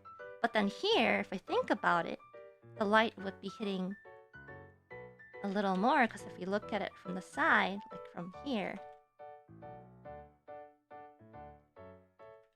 then if she has her head like this, the hair would technically be going a little more to the back, which means more light will be hitting from the back when her body is here. Right? So then I'll be like, okay, then the light would be hitting the bottom here, which would make her hair behind her head a lot lighter, which also helps with defining the silhouette of her face and her upper body. So yeah, in the end it becomes like, I think once you gather enough experience constructing light sources and how the light hits some planes, it might not be accurate, but it might help with overall defining shapes, etc. of the subject that you want to highlight. So light source, think of it a little more in a 3D space. Which is why I say, once you get a bit of knowledge in 2D drawing, definitely study a bit of 3D, because it really helps. It really helps. And then another thing is that now that we have a primary light source coming from the bottom, I also did want to have a little bit of ambient light from the sky, the comet, everything around. So that's why there's a little bit, it is lighter than the shadow parts like here, but there is some planes here that does have a bit of light coming from the sky, because I decided the sky, comet, will end up being the ambient light source of the environment. And this I'm personally also still studying and trying to incorporate a lot more. Needs a bit of work, but you know, it makes it really feel like the character is really in that environment, the background. Yeah. Of course, I did move the comet. I think I mentioned it. Above her head. So that it's not in the way, but also catches the attention. It's also really important to zoom out sometimes and be like, okay, where does my eyes draw attention to in the piece? And you can still define, okay, there's a comet, there's a girl, there's CC Senpai. I can still see what kind of pose she's doing. Okay, it makes sense. Makes sense. Yeah.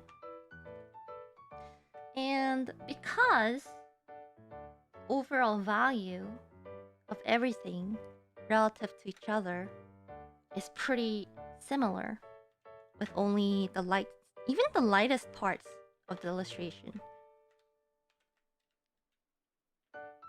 For example, lightest parts, which is like where the hair bounces off, is a lot darker than, you know, the lightest parts of the sky here. Which makes it seem like the illustration is not too dark in comparison to everything around it. So it is nighttime, but at the same time, it doesn't seem like pitch black. but there's still a little bit of glow, a little bit of nighttime-ness to it. And another thing I did want to mention is night sky.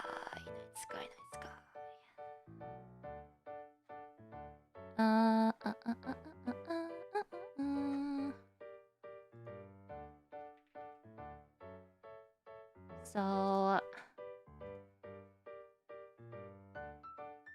night sky clouds, especially when this comes from just having a little bit of knowledge, experience. But when it comes to clouds, especially when there's a comet in the sky, the clouds will actually be lit up by that light source. There's a little bit of background painting knowledge. Especially if you see Makoto Shinkai's night skies, for example. I can't show the image, but there's one where the comet is going across the sky, right? And the clouds you see is lighter than the sky around it. Just like how I kind of did it here. I did it kind of poorly. But if you think about it,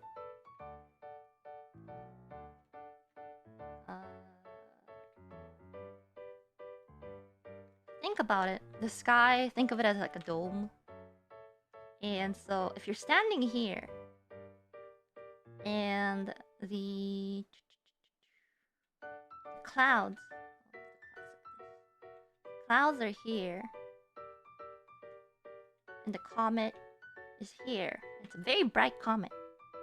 The comet would have light hit the clouds. And the clouds do, because they're not completely solid, it would transmit the light, which should make,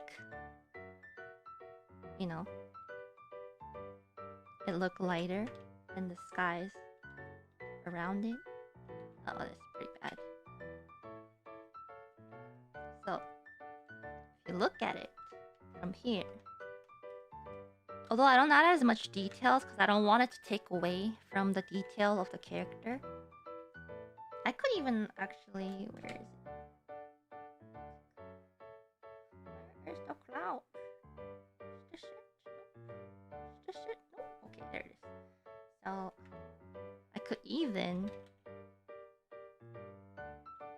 push the shadows of the clouds so it gives a silhouette of the clouds where the light will be hitting, light from the comet will be hitting the clouds. So, like that. But I felt like it wasn't really needed, so. Yeah. Clouds are a very interesting topic to study because there's a lot of different shapes, a lot of different planes that light bounces off from. That's very interesting to study. I love painting clouds. Actually, now that I think about it, hold on, Pastina drew something.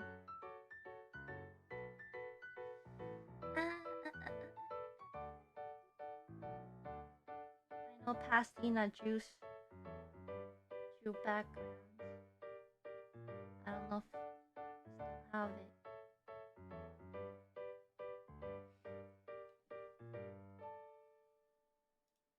Oh, cool.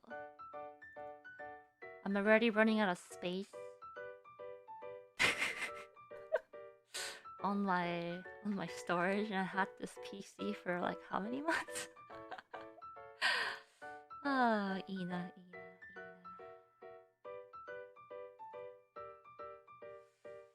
どこだろ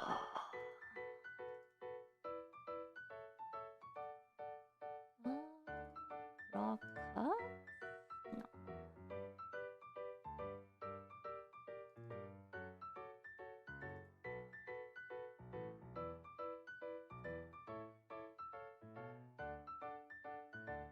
Hastina was so bad at organizing folders.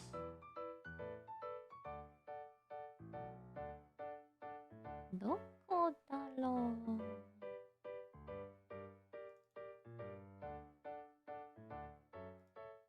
わかんない。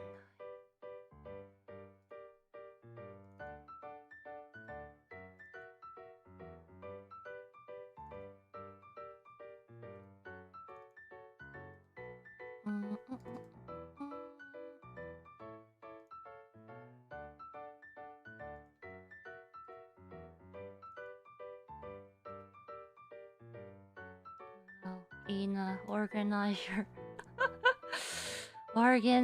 your folders.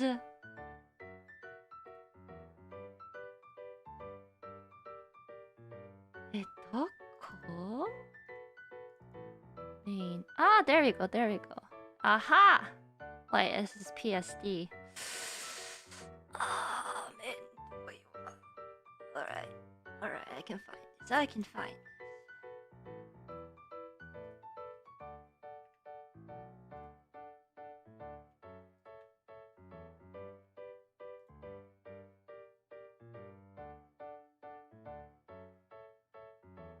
There we go.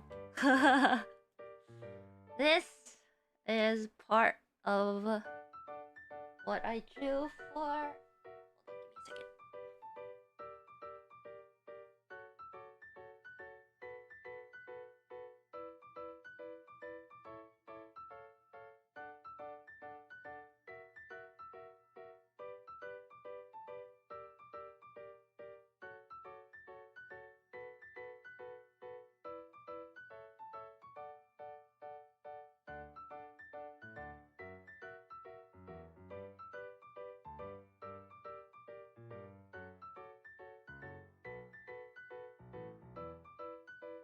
Yes, this is a cut from Tabi no Tochu.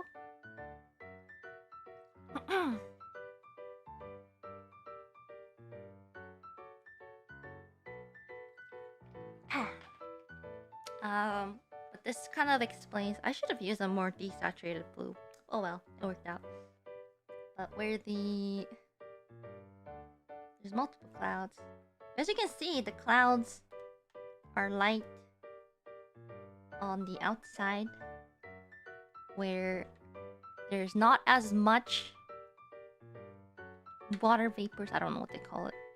So the more light transmits through, but the thicker areas. So if you look at the clouds, if it's like, ooh, the light will go through here a lot more, which makes this a little lighter, and the light doesn't go through this area a lot more, which makes this darker. Stuff like that, which makes me really, really like background art. And yeah.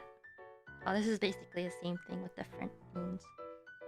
But yes, basically clouds in a nutshell.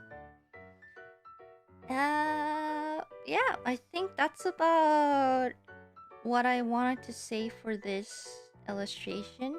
I hope that this was kind of the feel you were looking for. And don't be afraid to experiment with like symbol backgrounds as well. As I said, just a bunch of rectangles, a bunch of circles to make a simple city background.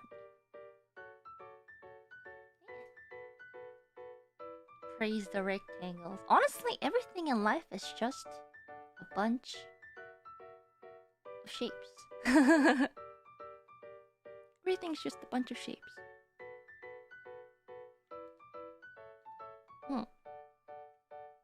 Yeah, so thank you for sending in your artwork. Lovely, lovely piece.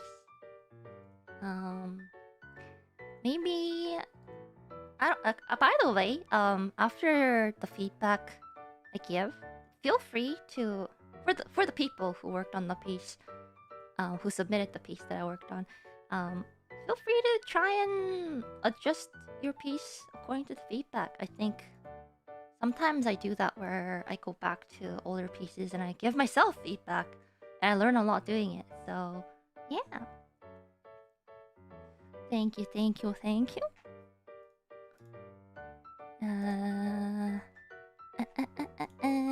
What's next? And you know, if there's similar feeling of illustration that you wanted to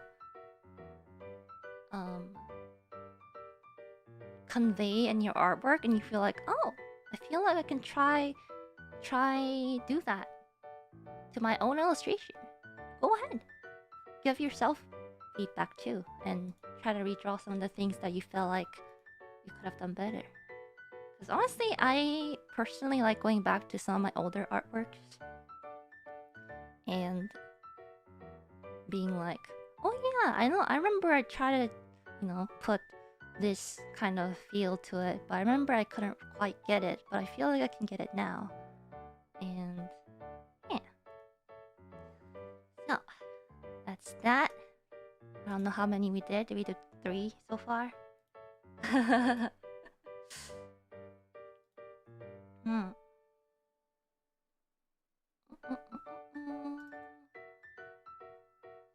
That was 3. Okay.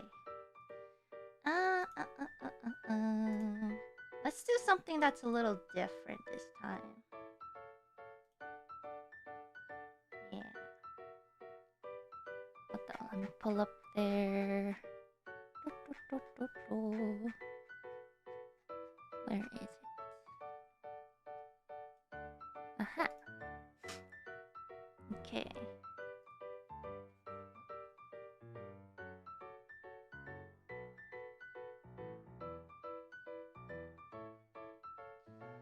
Alright. Hold on, I think I forgot to hide my feedback for this one, so let me hide the canvas for a second.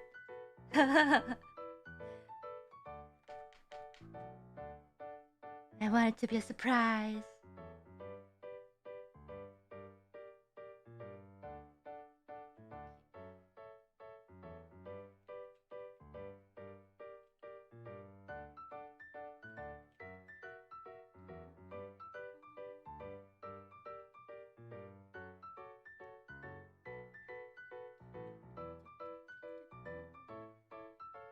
Okay. Next one. Da-dun! Oh, I'll write down before.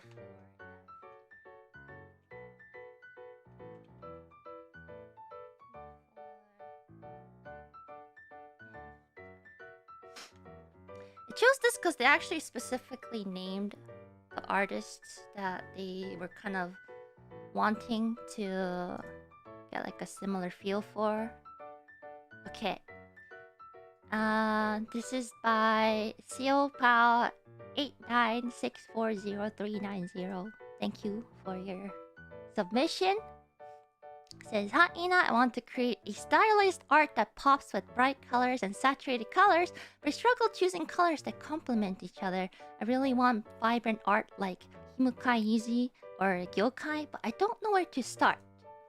And how would you make art that is vibrant and keep the values interesting? I added the wings in hopes to spice up the composition too, because I feel like they can often be boring. Are the wings too distracting though? How can I implement them better? And the one illustration that they did, this is the illustration they had the wings to. And I do agree, I feel like the wings do take away from the main subject, which is why I decided to just feedback on the more simpler one. So I didn't do that much work on this yet. Maybe I'll do a little more on stream just now. But and because they mention specific artists, I will say that. So Gyokai Sensei is someone. I've seen their art before. He worked as a former illustrator at Soft. I'm sure if you guys see their artwork, you'll recognize, or some of you will recognize it. I remember seeing it. And Himukai Yuji Sensei, I think some of you guys will know. They have done work for Fire Emblem. What else? What's the other game that they're really known for? That I always forget the name too. Something Odyssey. Atrian Odyssey. That's the game.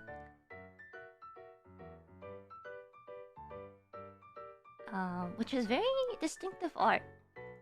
Like, definitely kind of see where they take inspiration from. Yeah, I love their art, by the way. Some parts of it very cute, but what these both illustrators have in common is like a very solid understanding of shape and form. And I've mentioned before how when it comes to more cell shade, like styles that are more closer to flat colors, cell shade kind of styles, you need to have a very solid understanding of shape and form. It takes a lot of time and practice to get there. And I know these two artists in particular have very, very solid understanding of form, which also helps, I think, with the use of vibrant colors. One thing about using vibrant colors, right, is that there's a interesting relationship between hue, like aka color, and value, because some colors, even though they might be on the same location in terms of quote-unquote value on the color wheel, for example, let's say I'll screenshot this real quick. So there's this yellow. I'll zoom in a little more. Right here.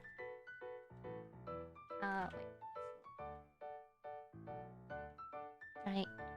And then there is... I just slide the hue slider a little over. And then there is this green. And I slide the hue slider over. And then there's this blue.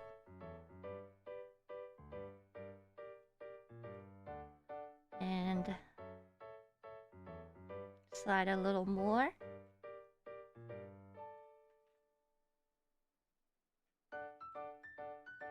There is this pink.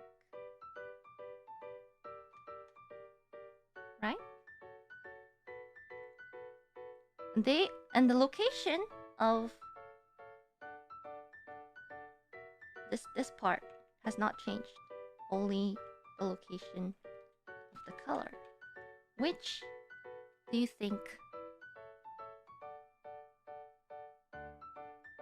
is darkest in value?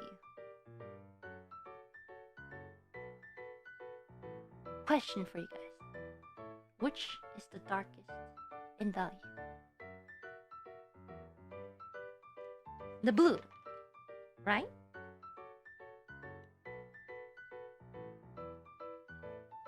Alright. I see a lot of blue. What about between... Okay, I'll just put numbers.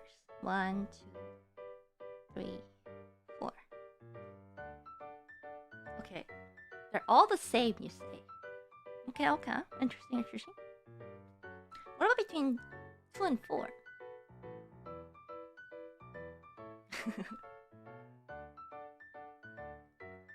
Do you think they're about the same? What about the yellow? Huh. What is it? And that's why I should say that I know there's like an actual theory that people study between hue and saturation, value and color. But to simplify what you would see is to have, especially in digital illustration, what's kind of easy to understand is to have a layer on the top of your illustration and fill it with completely white, completely black, doesn't matter, as long as it's not, doesn't have any color, black or white. Set that layer to saturation. I use saturation because I feel like it has the most, it shows the values like without considering color, saturation, etc. a little better. Have that. Toggle it on. Oh, I forgot to fill it in completely. And what do you see? Ah! Interesting, don't you think? When things are turned into this, you can see that blue, as some of you guys are saying, is the darkest. I say second darkest is probably 4. Next being 2. Next being 1. Interesting, right? Interesting. It is a very simplified way of seeing value without caring for color. And as you can see, right, now that you see the color wheel right here, you can see that, oh, there's like a change of value with the change of color. Interesting, interesting. And going back now to the illustration, right? The reason I did say this was because I saw a Twitter post recently, and I come across these random, like, little bits of info on Twitter of illustrators sharing their knowledge, which I find fascinating because there's some things that I like know by instinct, but I really never considered like putting color theory into. Is that, okay, I'll get rid of this. As you can see here, right, especially, this might be a personal preference, but when it comes to using very flat colors, you can tell that the base value here, this, is a lot lighter than this. Same goes with this and this, right? And what the post was saying, when you're using these vibrant colors, especially, it looks a lot more harmonized if you choose, even if they're different in hue, if you choose colors that are similar in value next to each other. It apparently harmonizes a little better. And I thought to myself, I was like, huh, I never really thought about it that way, because whenever I use, you know, when I draw like cell shaded stuff or use more vibrant colors, I haven't really thought about value in relation to the color. And so when I saw the request for this feedback, I was like, oh, I wonder if it'd be nice to see if it works. ね。X で見たやつだ。そうですね。時々、そのなんか、めっちゃいいポストがあって、ちょっとなんか考えてみると、いや、そうだなとなることがあるんですよ。ね。Yeah. Sometimes I just see those posts, I'm just like, oh, yeah. Yeah, it's kind of like that, isn't it? So, what I first tried to do was try to apply that here. This is a little more experimental for me as well, because I don't do these pop colored illustrations as often.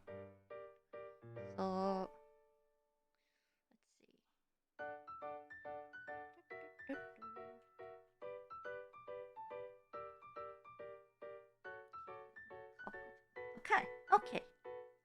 So I tried that with just the background. And I was like, you know, that post is pretty right. I do feel like the backgrounds right now actually feel very coherent. Huh, what do you know? Right? So just lighten the values of the same kind of color, same kind of hue, but just adjusted the value to be more closer to each other, to the middle one. Of course, I lightened the shapes as well to match the theme of the background of the middle one. And now you can see the value of the base color here and here is a lot closer. These two are a lot closer than the difference between these two here.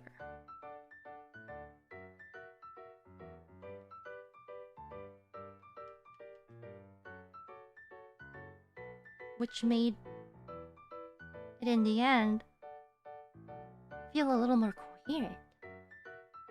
It's more consistent. I was like, okay, now these three panels feel a lot more in harmony with each other. I was like, interesting. Anyways, that's the one thing that I tested myself too, because I'm still learning about all this color theory. And I was like, okay, I'll definitely remember that when it comes to other illustrations like this. Ow. I say I would probably like to lighten the dark part of the shadow.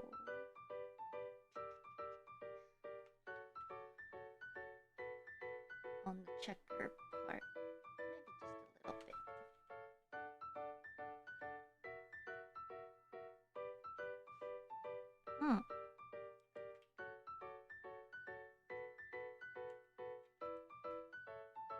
So there's contrast between the subject.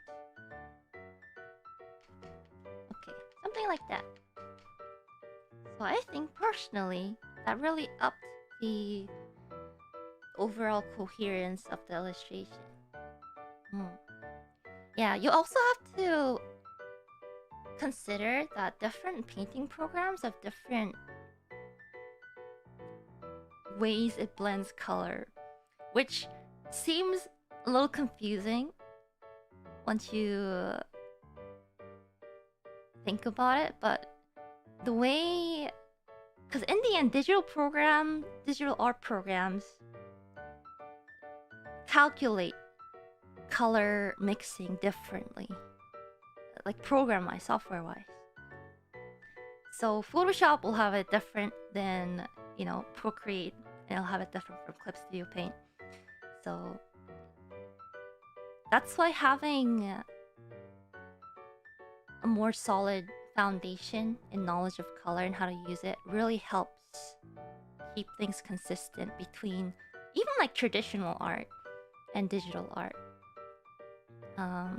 So yeah, there's different layer modes, but just the very fundamental way of how the software calculates color and color mixing is very different, because there are like apps and software that mimics how paint works in real life a lot better than digital programs too. But yeah, well, that's one of the things that I did wanna point out. A lot of them use different coefficients for RG and being converting to monochrome as well to match human perception of brightness. Yeah, that's why it's very difficult to work on monochrome stuff, because everything looks different. That's one of the difficulties and quirks of digital art. I guess that's the fun part. there are some expressions that you just can't do with certain programs. There's some that you can do with certain programs. Anyways. That's getting to the nitty-gritty part of, you know, digital programs and stuff. Most of it shouldn't really matter too much, in my opinion. And so next kind of thing I worked on a little bit. I didn't work on all of them at once, but I did do one panel, drew over it a little bit. Oops. I did end up referencing one of the artists that they wanted to kind of match a little bit, or I guess that mixed a little bit of two. But as I mentioned before, to have a more solid cell shade or flat color styles, in my opinion, it's very important to study shape and form and silhouettes. And so what I did is I went over to the line art, for example. I started by just thickening the line art to make sure that it helps define the shapes, because the artists that they mention, they do use line art that's on the thicker side, but that also helps with defining shape and form. So it makes it pop out a little more. And even not just these artists,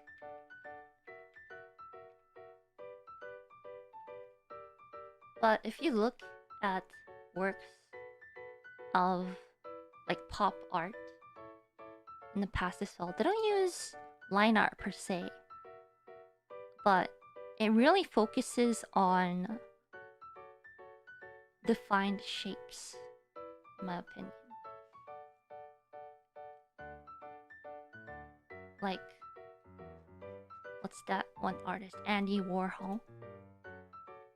If you look at their works, they use very vibrant colors, etc. But the shapes are very defined. And no matter what kind of different color combination they use, because these shapes are very defined, you can tell it's the same subject. That one artist. You should know that one artist. Right? So, if you take away from, you know, pop art and cell shade, one of the things that really helps define form and shape is actually the shape of the shadow. Because, as I've said before, right, like sometimes it's good to just study, what is it, value study with just black and white, or like black, one shade of gray and white. And it'll be very apparent if you study some of the artists that do these flat color styles, is that you can imply shape of something with the shape of the shadow. But this also means that you need to know what the shadow would look like in that situation. And that just comes from experience and just built up knowledge of how things look in 3D space. Basically, because in the end, what cell shade comes down to is like, let's say you have a piece of cloth, for example. Ooh, a piece of cloth. And there is some intense shading on it. Some soft shading on it. Sorry, this is done really quickly.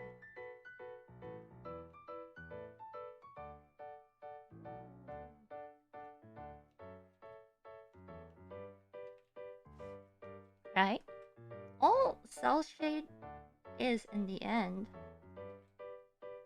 is simplifying these complicated shadow shapes into something more simple.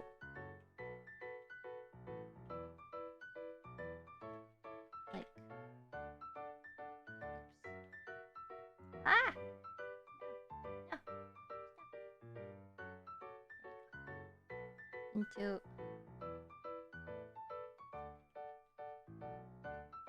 this. Right? So, an exercise I personally recommend is take a piece of artwork or photograph and just break down the shadow, the complicated colors and shadows into simplified shadows and shapes, like as if you would cell shade it. That will help you start getting a good understanding of shadow shapes that help define the overall form of what you're drawing. Yeah, that was a short-ish talk about the importance of shadow shapes. Which is why I think line art really helps bring it together a lot more. Rams, hello! Would you like to study with us? A lot of studying being done here. Bring your sketchbooks and notebooks. We're being very theoretical. Back to topic. So having a more defined light and dark shapes really brings something to, or convinces the viewer that something is more 3D than not. Like, I can even push the shape of the shadows even more by putting more. Is it really that dark?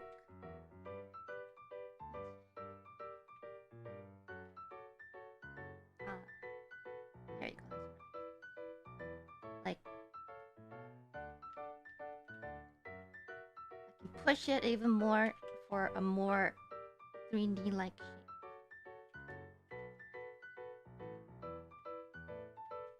And of course, you'll start to realize, okay, if this area is more in shadow, other parts of the body should also follow that light source. And stuff like that. That's up to you to decide. Another thing. Hello, ambulance. I would do is actually take,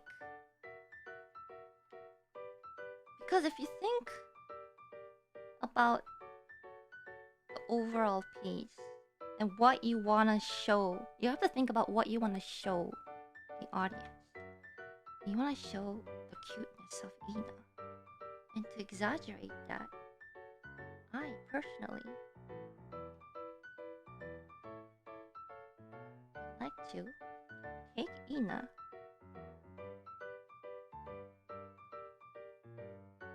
quickly select Ina,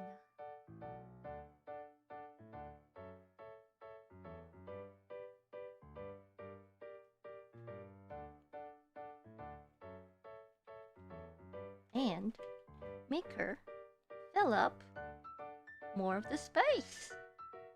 Simple as that.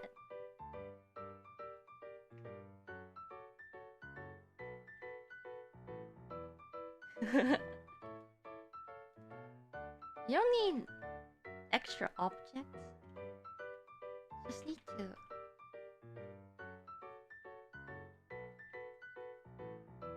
make it blatantly obvious. Especially with how SNS these days work. You need to make it blatantly obvious what you want to show the audience. Because when people are scrolling through the feed, people are scrolling through the shorts, they're not gonna wait. They're gonna have a split second to see what catches their eye. I mean, I actually make me lower it.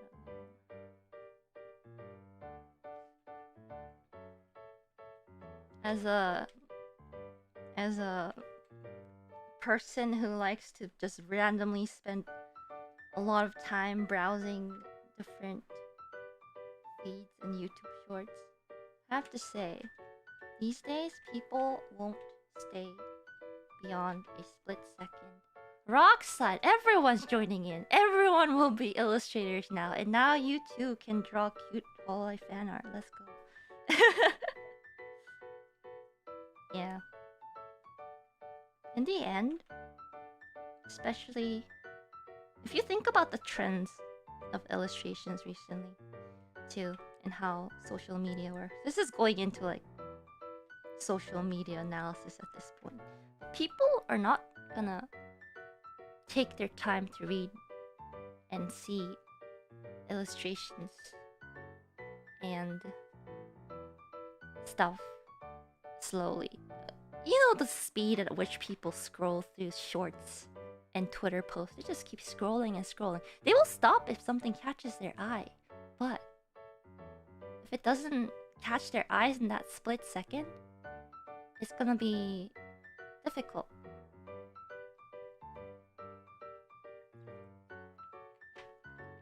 And that's why recently you'll see a lot of illustrations that have a lot of interactions will have a very obvious and apparent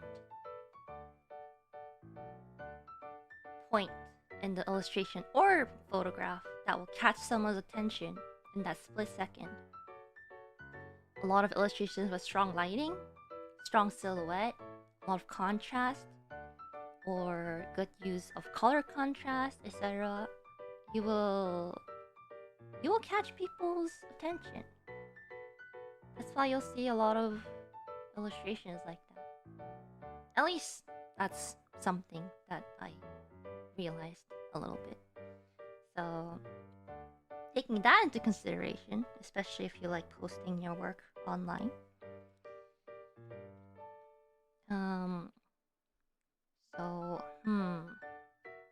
Yeah, I really like the poses in all of them, so I would like to keep them as much as possible. I also do wanna, you know, make sure it can also stand out in their own way.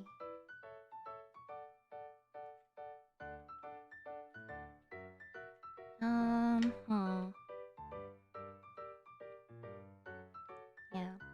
What you can also do is to like what I could do is just have all three panels focus on her face, for example. Or I can add a little more variation. Because when something's in the very center, right? It's like the main piece. And I really like the pose as well.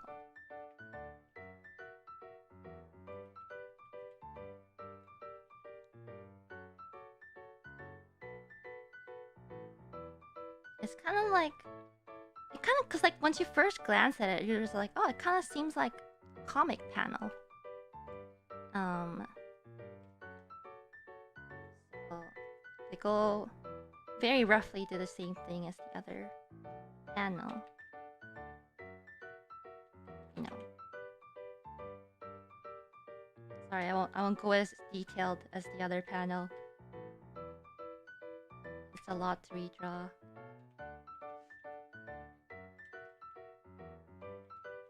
I also like that they're trying to use like the like the half-tone texture. It does give that pop art kind of feel. So even when you draw hair and stuff, like think, like if you study the artists that you mentioned, you'll see that each hair also has a very defined shape. So you can, you know, go wild with creating cool shapes with hair. Because hair is amazing for creating cool compositions or, you know, creating cool shapes that makes the piece interesting. Or helping defining the overall composition and shape. So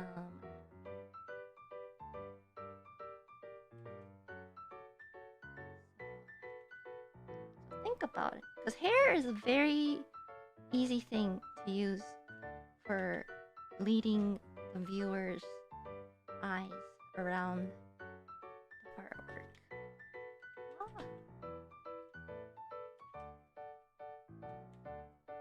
You know.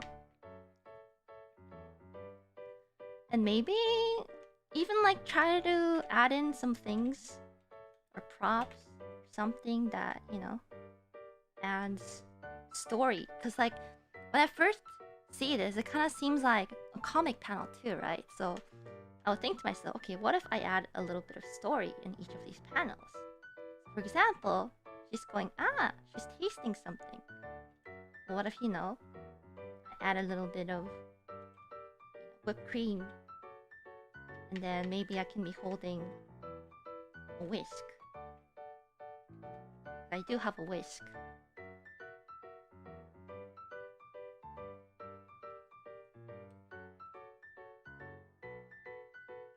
You know? They're like, I got some whipped cream. Yummy. Yeah, and then have a little bit of cream on the finger. Be like, hoo hoo hoo.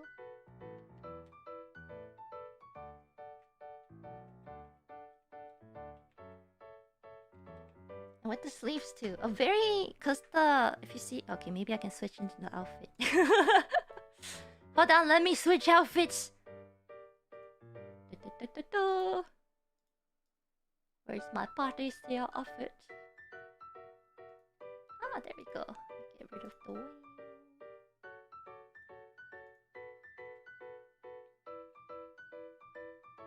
Ta-da! Okay, so you can see here. I don't know what kind of. Sorry, my little cut off. What kind of fabric it's called? You guys can probably help me think about it. But you can tell that it's kind of like the puffy kind of fabric, right? You can express that very easily with the line art. Just like, even if the outside is straight, you can like add in a little bit of a bump here, a little bit of a bump here. Of course, you can also do it on the outside too. But like, oh yes, this cloth is actually shaped a little differently, like this, and it has a little bit of texture. It adds a little more complexity to, and a little more detail.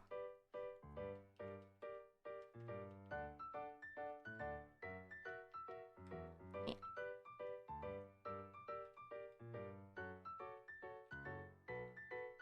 And then of course, express the folds on here with different shapes. Shadow from the arm. That.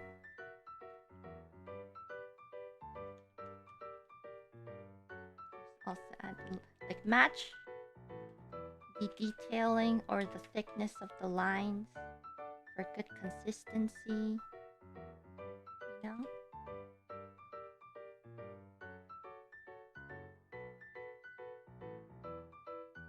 Like this.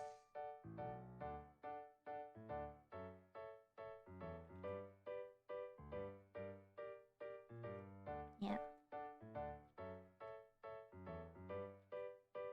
Also help define the boundary of the face, the ears.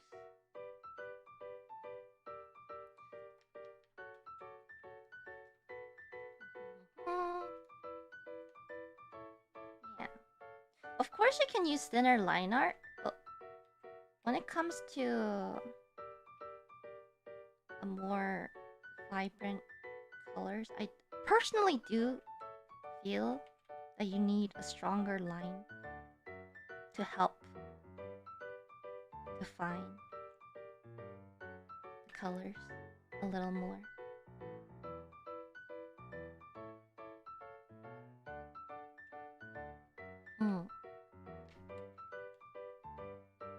That at a certain point, then like it becomes like kind of your own assignment to yourself, where okay, I do like using thinner lines, but how will I use these vibrant colors and thinner lines a little better? And then you start experimenting. You're like, okay, I'll try this, doesn't work, okay, I'll try this, doesn't work, okay, I'll try this, doesn't work. That's basically like what every artist is doing. Seeing what they like, what they don't like, what works, doesn't work, and try to move on from there. Also, because you do mention wanting to use more vibrant colors, I did end up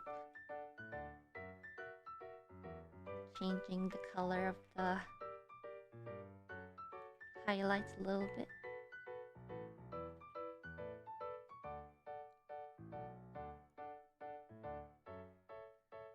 Doesn't always have to be the same shade, but like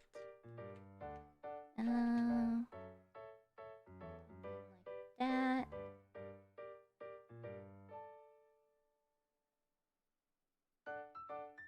Sorry, very rough line art here.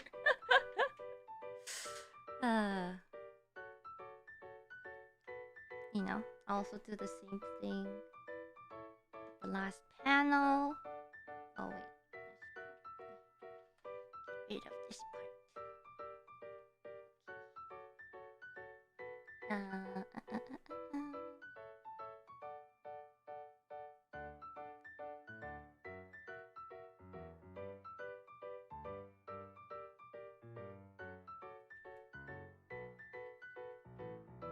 Okay. But I do wanna keep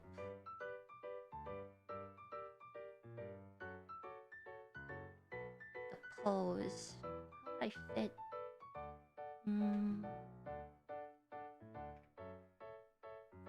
Well, this is honestly one of many. Maybe a little smaller. Okay.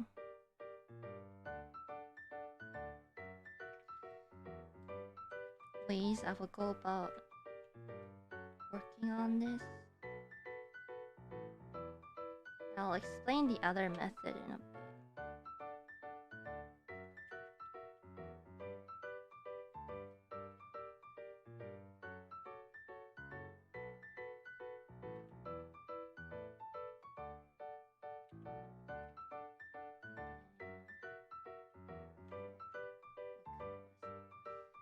Oh, what color was it? Okay, is this one my normal hair? I think so. It means it'll be long.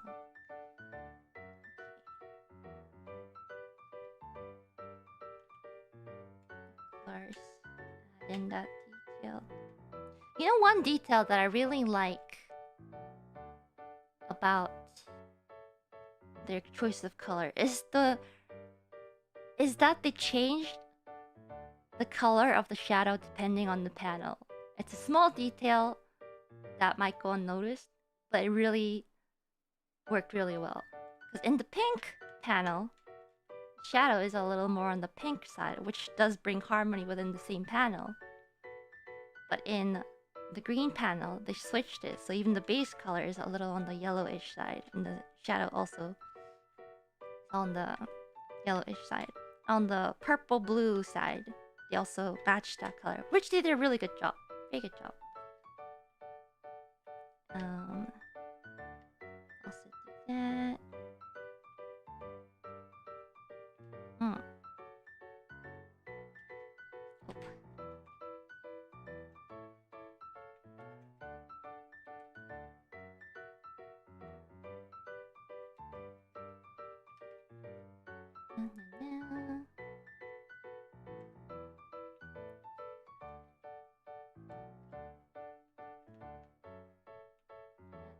Bolder colors.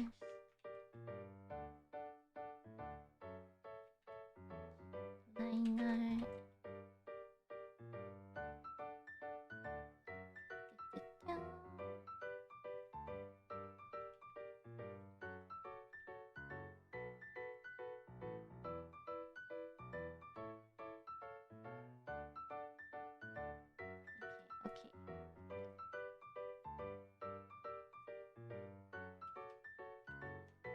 Oh, also match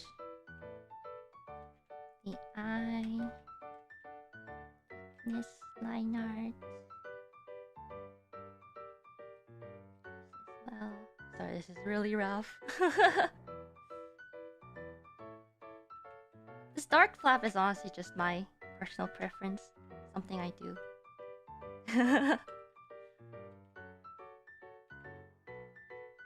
Like, something similar that I've done before is the chibis I did for Tokodake 5th gens.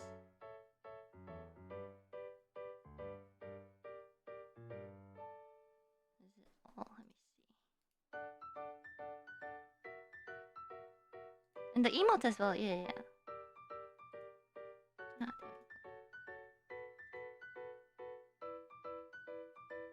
there we go. Oops. Similar to what I did. This was done in like, I don't know, 2020. But yeah, sometimes I just like to create that contrast by just filling it all in black. Ah, 懐かしい! 懐かしい! Blast from the past. Nostalgic.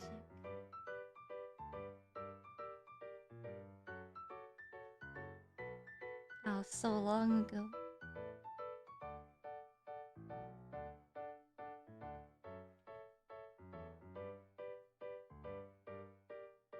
Okay. Anyways, this would be one of the methods. I guess I would change to make sure, you know, the main subject is Ina. To showcase the cute, different variations of this outfit that Ina can wear is basically what I thought was the theme of this illustration. I don't know, a little more details.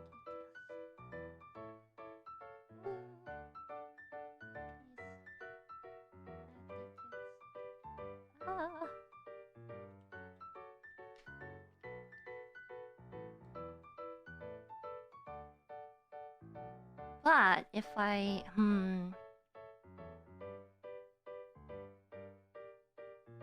one of the things that I would also consider is actually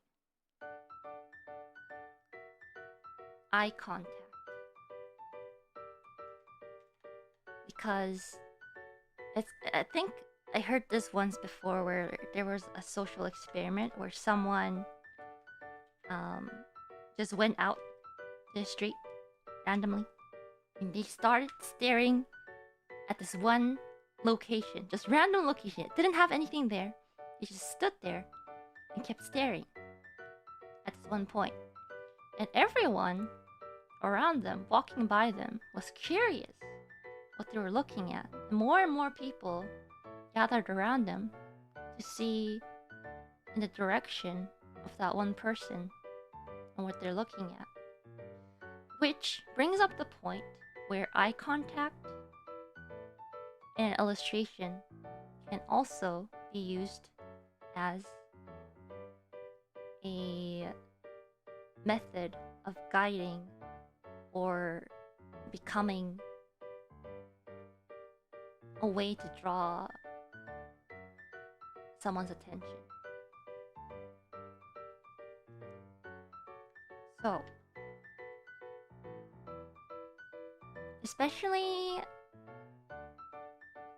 in like a comic panel like this, where it kind of seems like, for me, like in an anime situation, it's kind of like a place where, or like a situation where it'll be like, look, viewer, look at me. I have all these different cute hairstyles that I want to show off. And I'll be making eye contact with the viewer. But right now, it does seem like currently this Ina in panel 1 is looking kind of upwards. Of course, this one is looking that way. This one is looking a bit this way, right?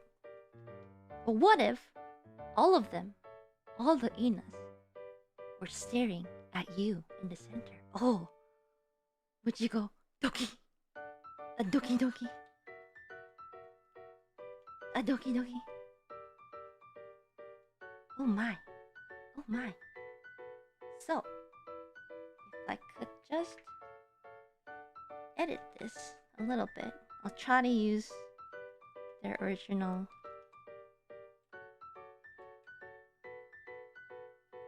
as much as possible. Just adjust the gaze of the character a little bit.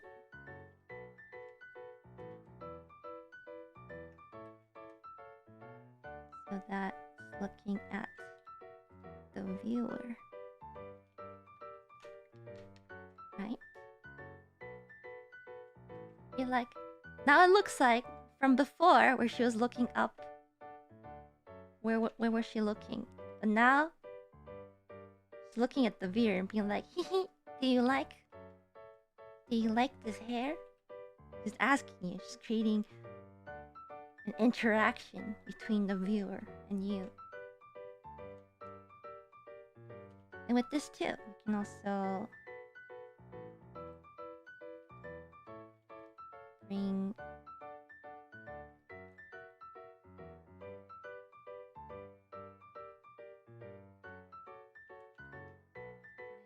here.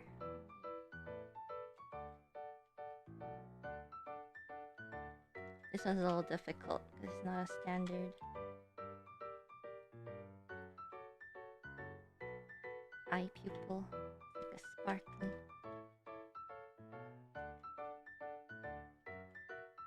eyes. At least bring it so that it kind of looks like you're looking at the viewer.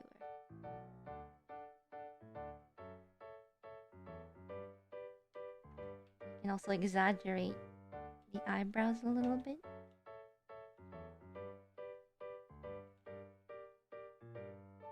Or be like, oh, yummy. Yummy. Or go, it's delicious. And her eyebrows are raised. Ooh. And then even exaggerate the smile a little bit. You're like, delicious.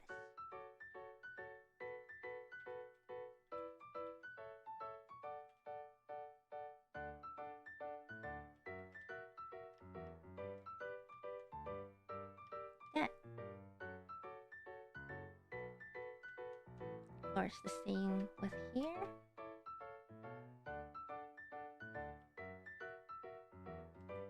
Blur the eyes a little bit.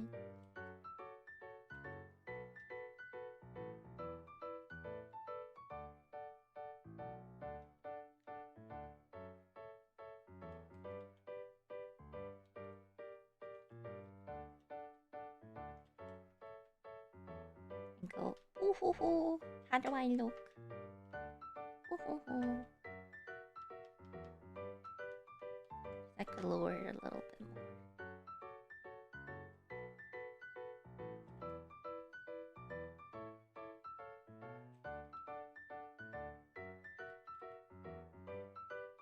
Or if they raise the bottom part.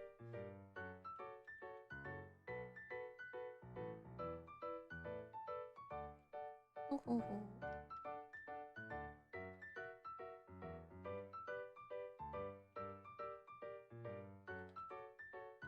Ah.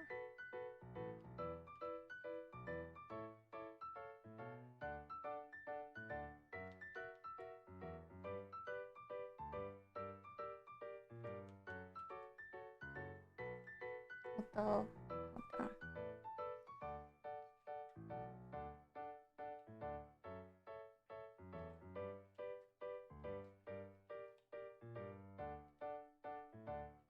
And this. There we go.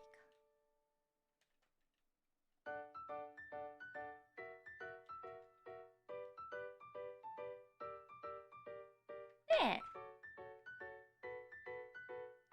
Well, this one's still not quite looking, but I can change that slightly. Ah, close enough.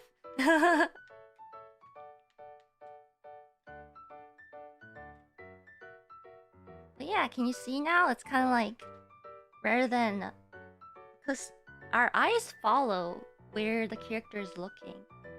But now that the character is looking more at the audience, you notice the character a little more. See? From the before to after. Before to after. Now there's more of a connection between the viewer and the subject. Yeah.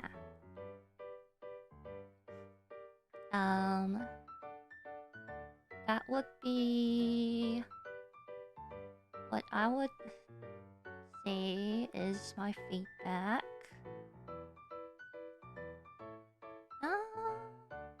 Yeah.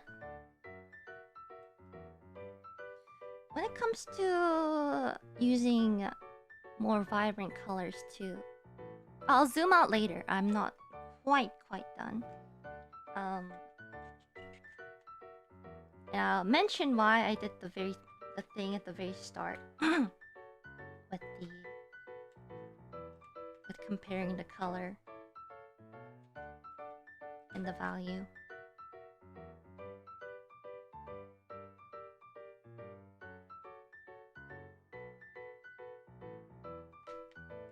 And you already have a pretty good base understanding, I think, of the use of these colors, which is why I feel like you'll get a hang of it pretty quickly.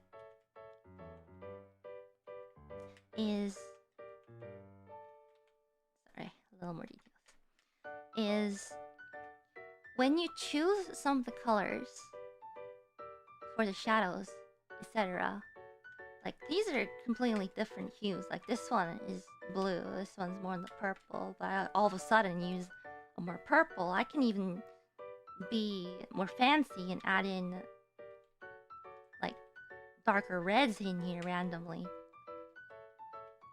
You know?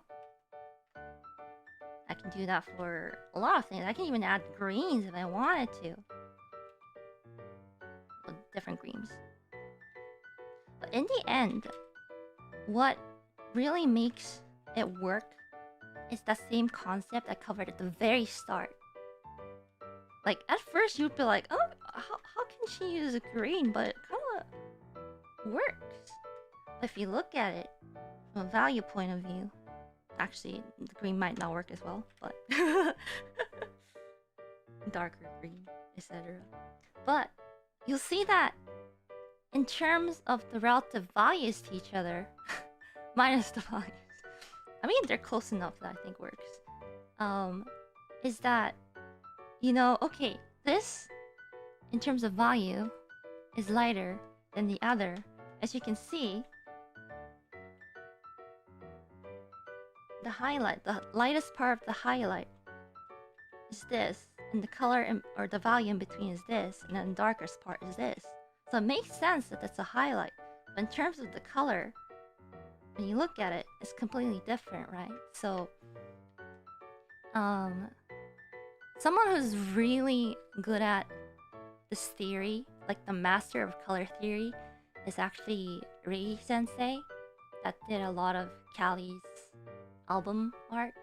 Because if you actually go and look at their artworks in terms of value, you can tell, oh, this is light, this is dark, or shadow.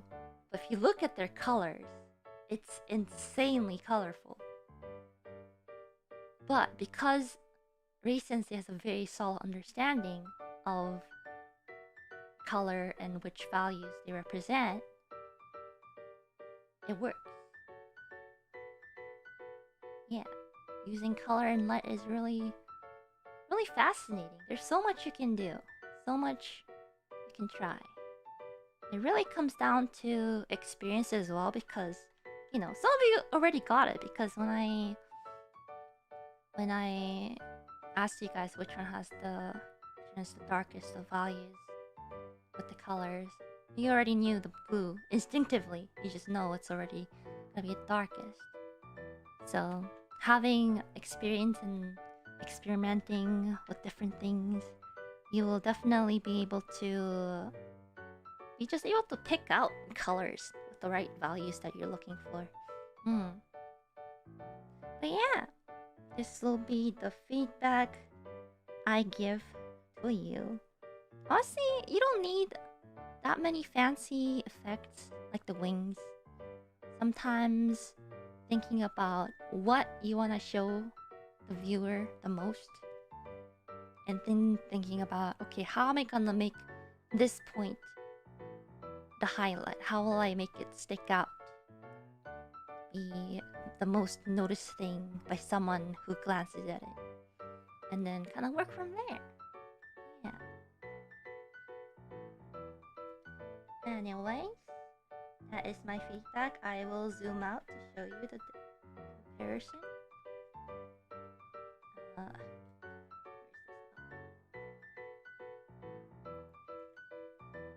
Sorry, I'll get rid of the random stuff.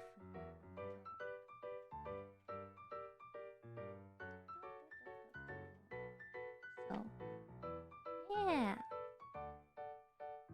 I hope that it made sense.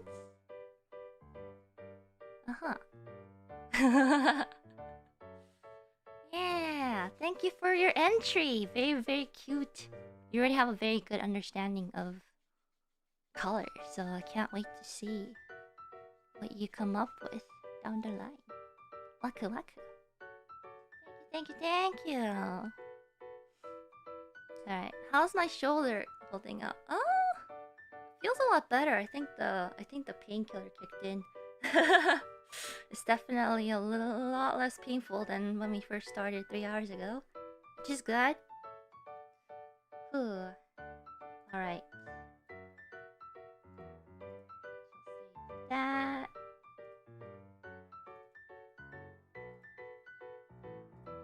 Thank you, thank you, thank you.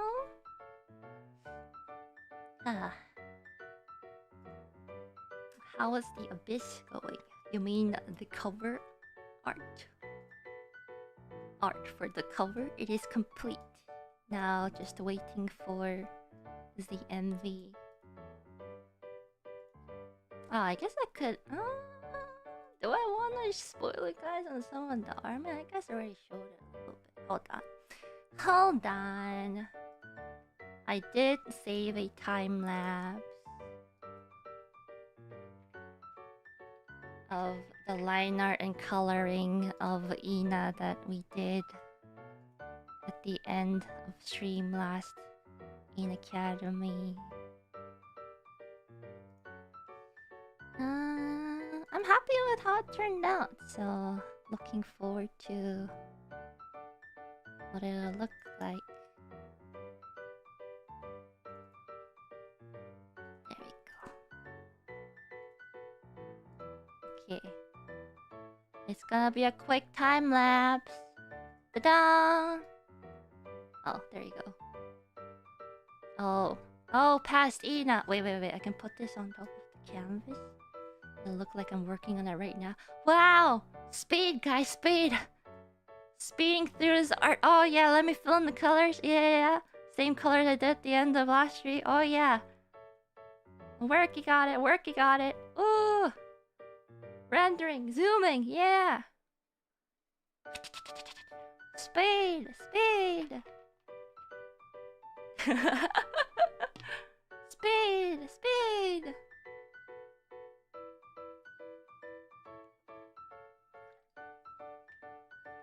Yes, adding the details, the shadows, yes. Live painting, I know. So fast. Oh, so speed. Ah! Wait, now it's obvious it's not. Yay! Yep, that's it.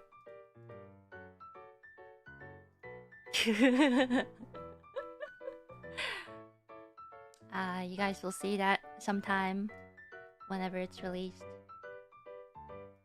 Yay! Alright. How about we do...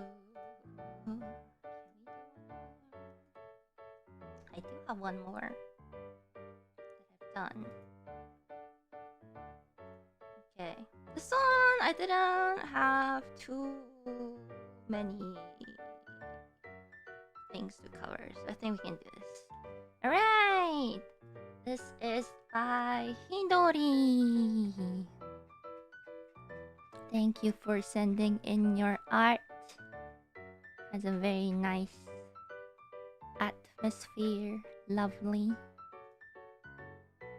Watame-senpai. Okay. Hi Ina, I made this picture a few months ago and really struggled.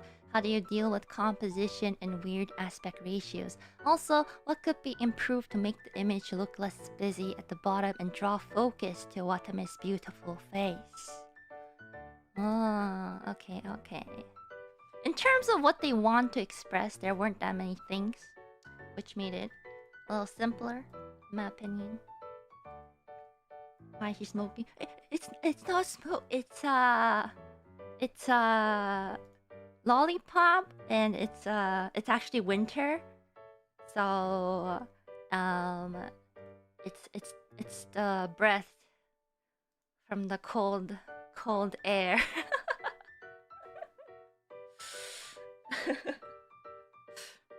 Yeah. Anyways, so what they wanted to focus was composition and the aspect ratios, and make the image look less busy at the bottom, draw focus to Watame-senpai's face. And so, what I came up with was... not too different, honestly. Yeah, I didn't do too much work on it. It was one of the earlier ones-ish I worked on. But definitely, if you zoom out, you can definitely still focus a lot more on Watame-senpai's face, right? And I feel like I could do a little more, but at the same time, one of the things I would focus on, or I did focus on, was to light up Watame-senpai's face area a little bit. Think of it as kind of like bounce light. I guess I didn't do much on composition, which I could have done. And I told you, this is one of the earlier ones. I think one of the first ones I did. So I didn't pay too much attention to it.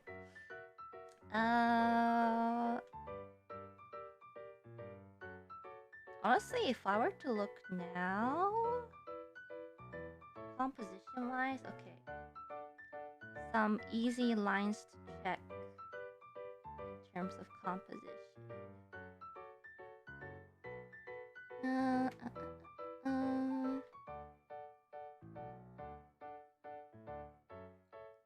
For example, like this. Okay. I do like the little, what should I say? I do like it being kind of off to the side a little bit. It's still fine because, excuse me, her face is still in. If I divided the canvas into thirds, ignore these parts. Like, it's good to have, when you divide the canvas into thirds, it's good to have the objects like in these focal points, or in the middle, or on line, etc. Rule of thirds. Look it up. Very basic stuff.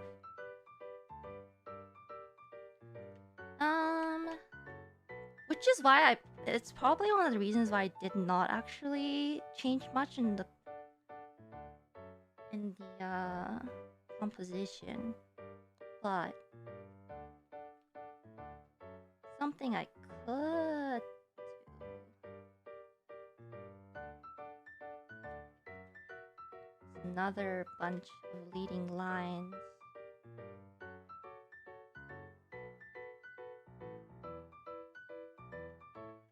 Or even make the silhouette a little better by actually... Because right now the silhouette of the car, which is this, and her legs right here is parallel, which makes the overall silhouette of the subject a little plain. Because there's already an imbalance, maybe I would actually even raise her legs a little bit so it's not as parallel. You know? Yeah, maybe I'll do that.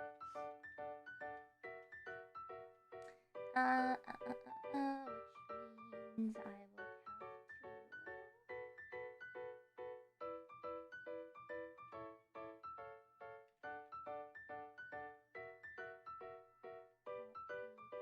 this. I guess I can just paint over it.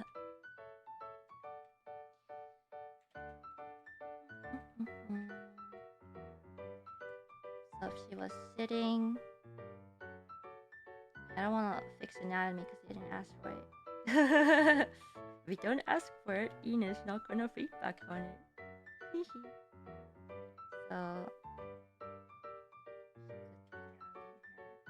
her foot will be there.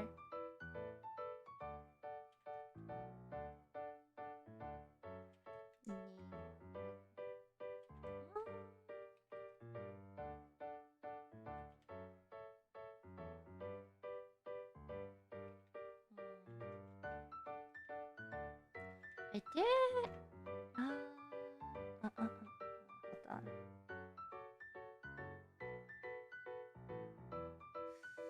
Oh.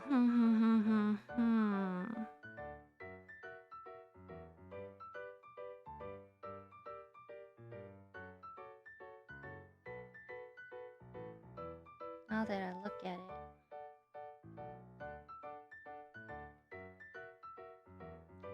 Actually, might be a big-ish change. It's fine. It's fine.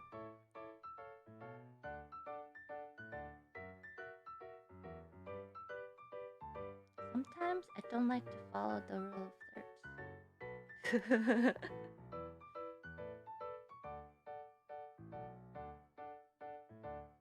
Like not like this.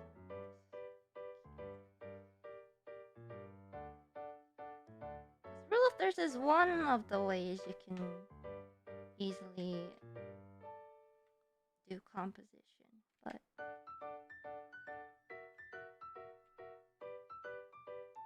not the only way.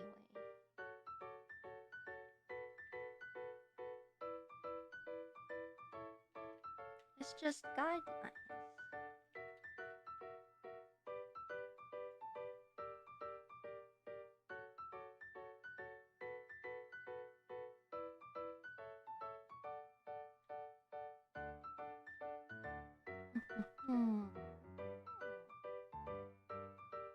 Which would help. Erase this. Yeah.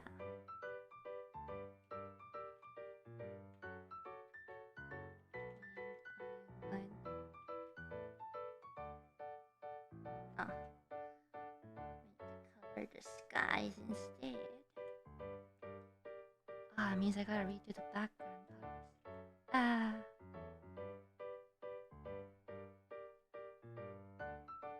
It's okay. As long as it's just convincing.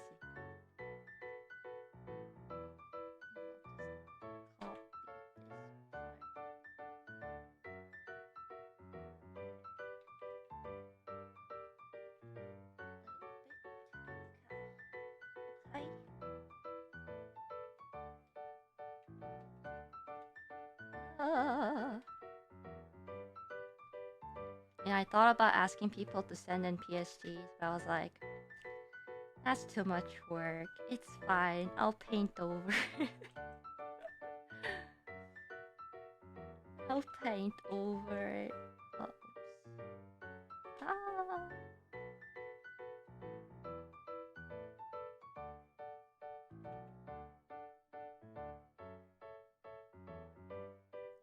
I mean, the background did lose a little bit of detail, but it's fine. It's fine. Also maybe lower the background.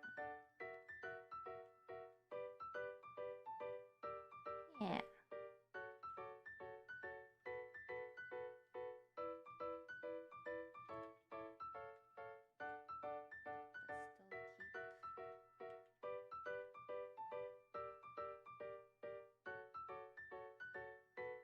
Same ratio.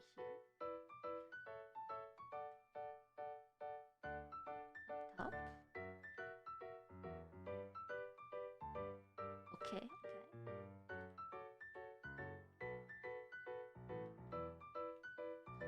Oh, Pastina, what have you done?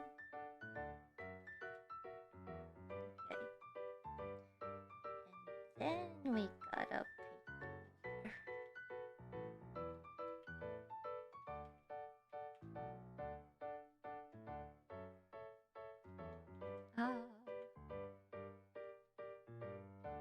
So I'm gonna do this roughly because I don't usually draw cars. Guessing this is also gonna be this. I don't have references for this car. Just guessing what it'll look like down here. I'm sure it'll be better if we redo it.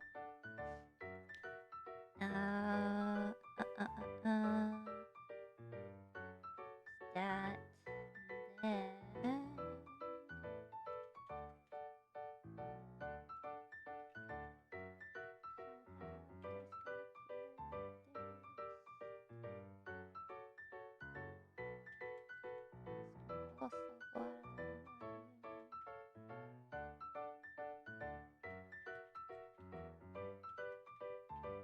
I don't know if I'll keep the leg like this.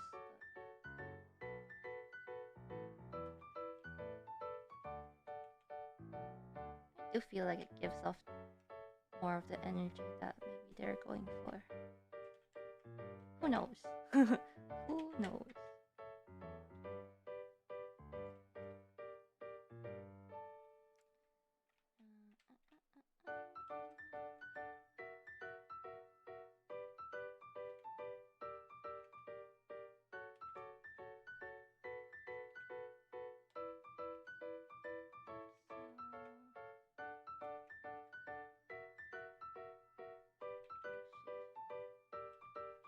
bit of the car here.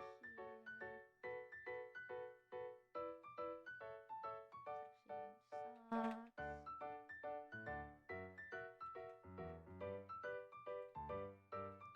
actually wearing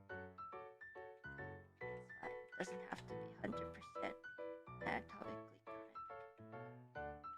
I don't know what kind of shoes she'll be wearing, so I'll just assume she's wearing something white.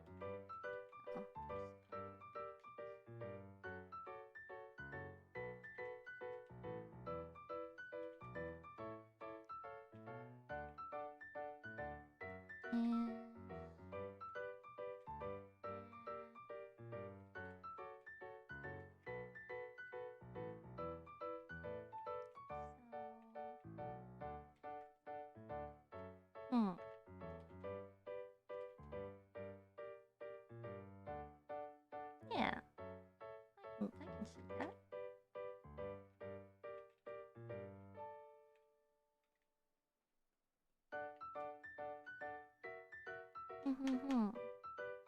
Actually, I would like to.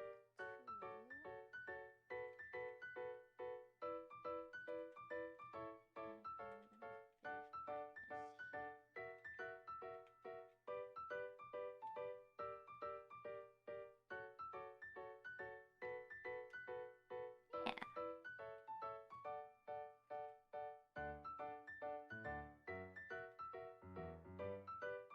Okay.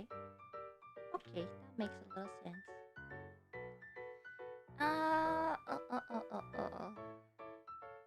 That'd be all.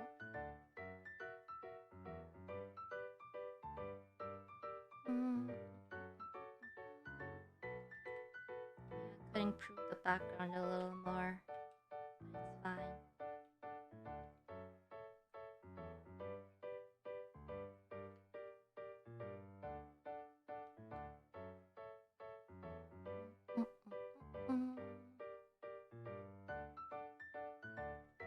Oh, you check. Oh, there we go. I would definitely make the sky around her a little darker. That's just from not painting over properly. Let's see if I can fix that.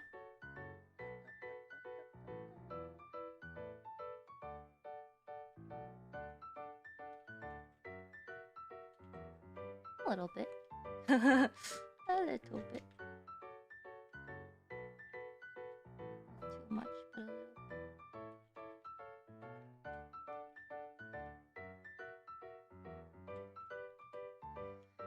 But also lower the brightness of the buildings slightly.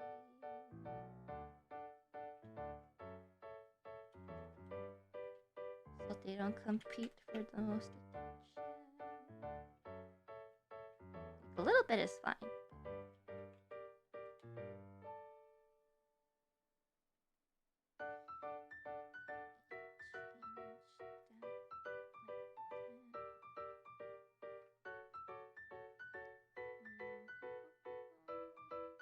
I also need to see the piece from further away.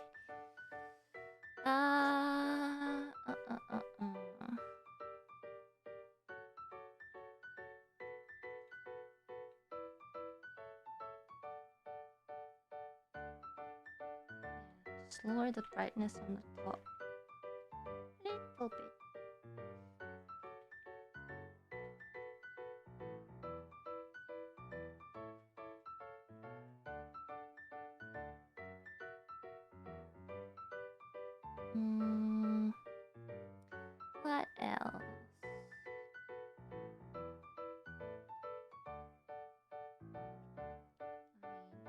also, you see, I did add a little bit of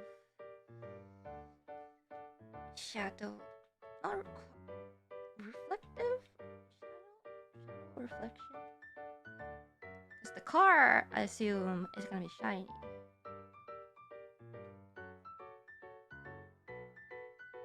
So at least a little bit of her would reflect on the hood. Not quite sure because I don't know what it'd be like, but because I don't draw cars that often, I would need a lot more references.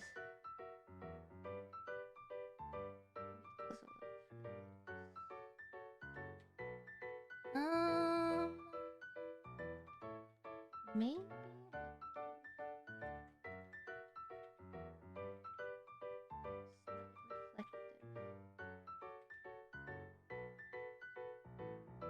Bounce.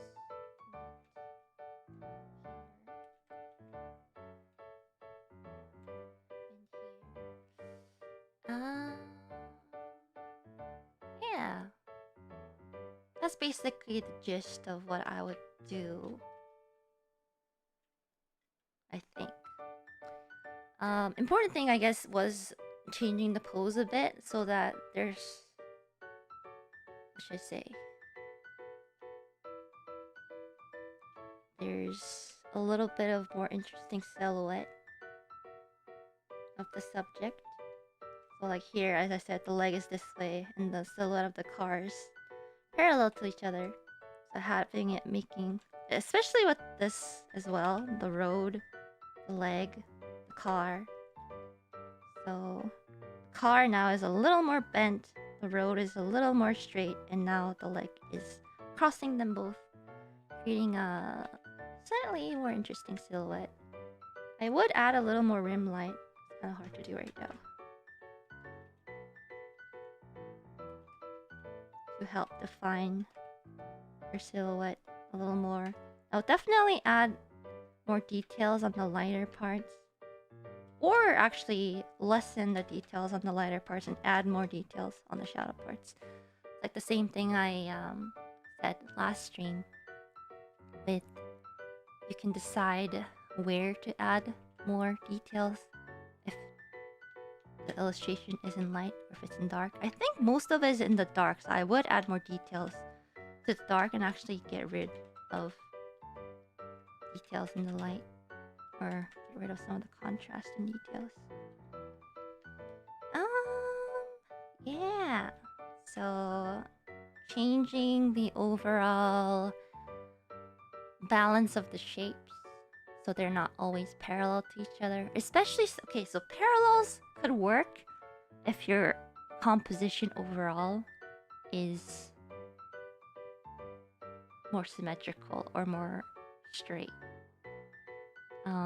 But since the main subject is off to the side, it would make more sense to have, you know, leading lines to the main subject that doesn't interfere with the overall flow. Yes.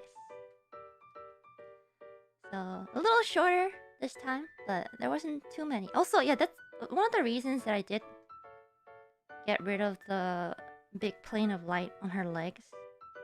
Was as I said before, when everything is in shadow and there's large areas of light, that's where your eyes are going to be drawn to. So they want the focus to be on her face. But because the biggest contrast was on her legs and at the car, when you first, let's say you're scrolling down Twitter and you see this artwork, like, you're just gonna see, at least for me, I see the buildings, I see the legs, I see the car. And then it'll be secondary that I see, oh, it's Watame. So, like, getting rid of, you know, the contrast in the background slightly, and switching from having the light hit all the way on the legs to just the rim light, so it defines the shape, and having this face area having the most contrast while lighting it up a little bit in comparison to the other shadows.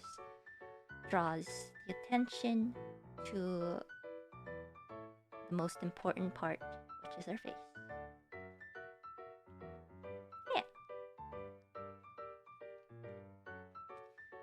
Anyways, that's it.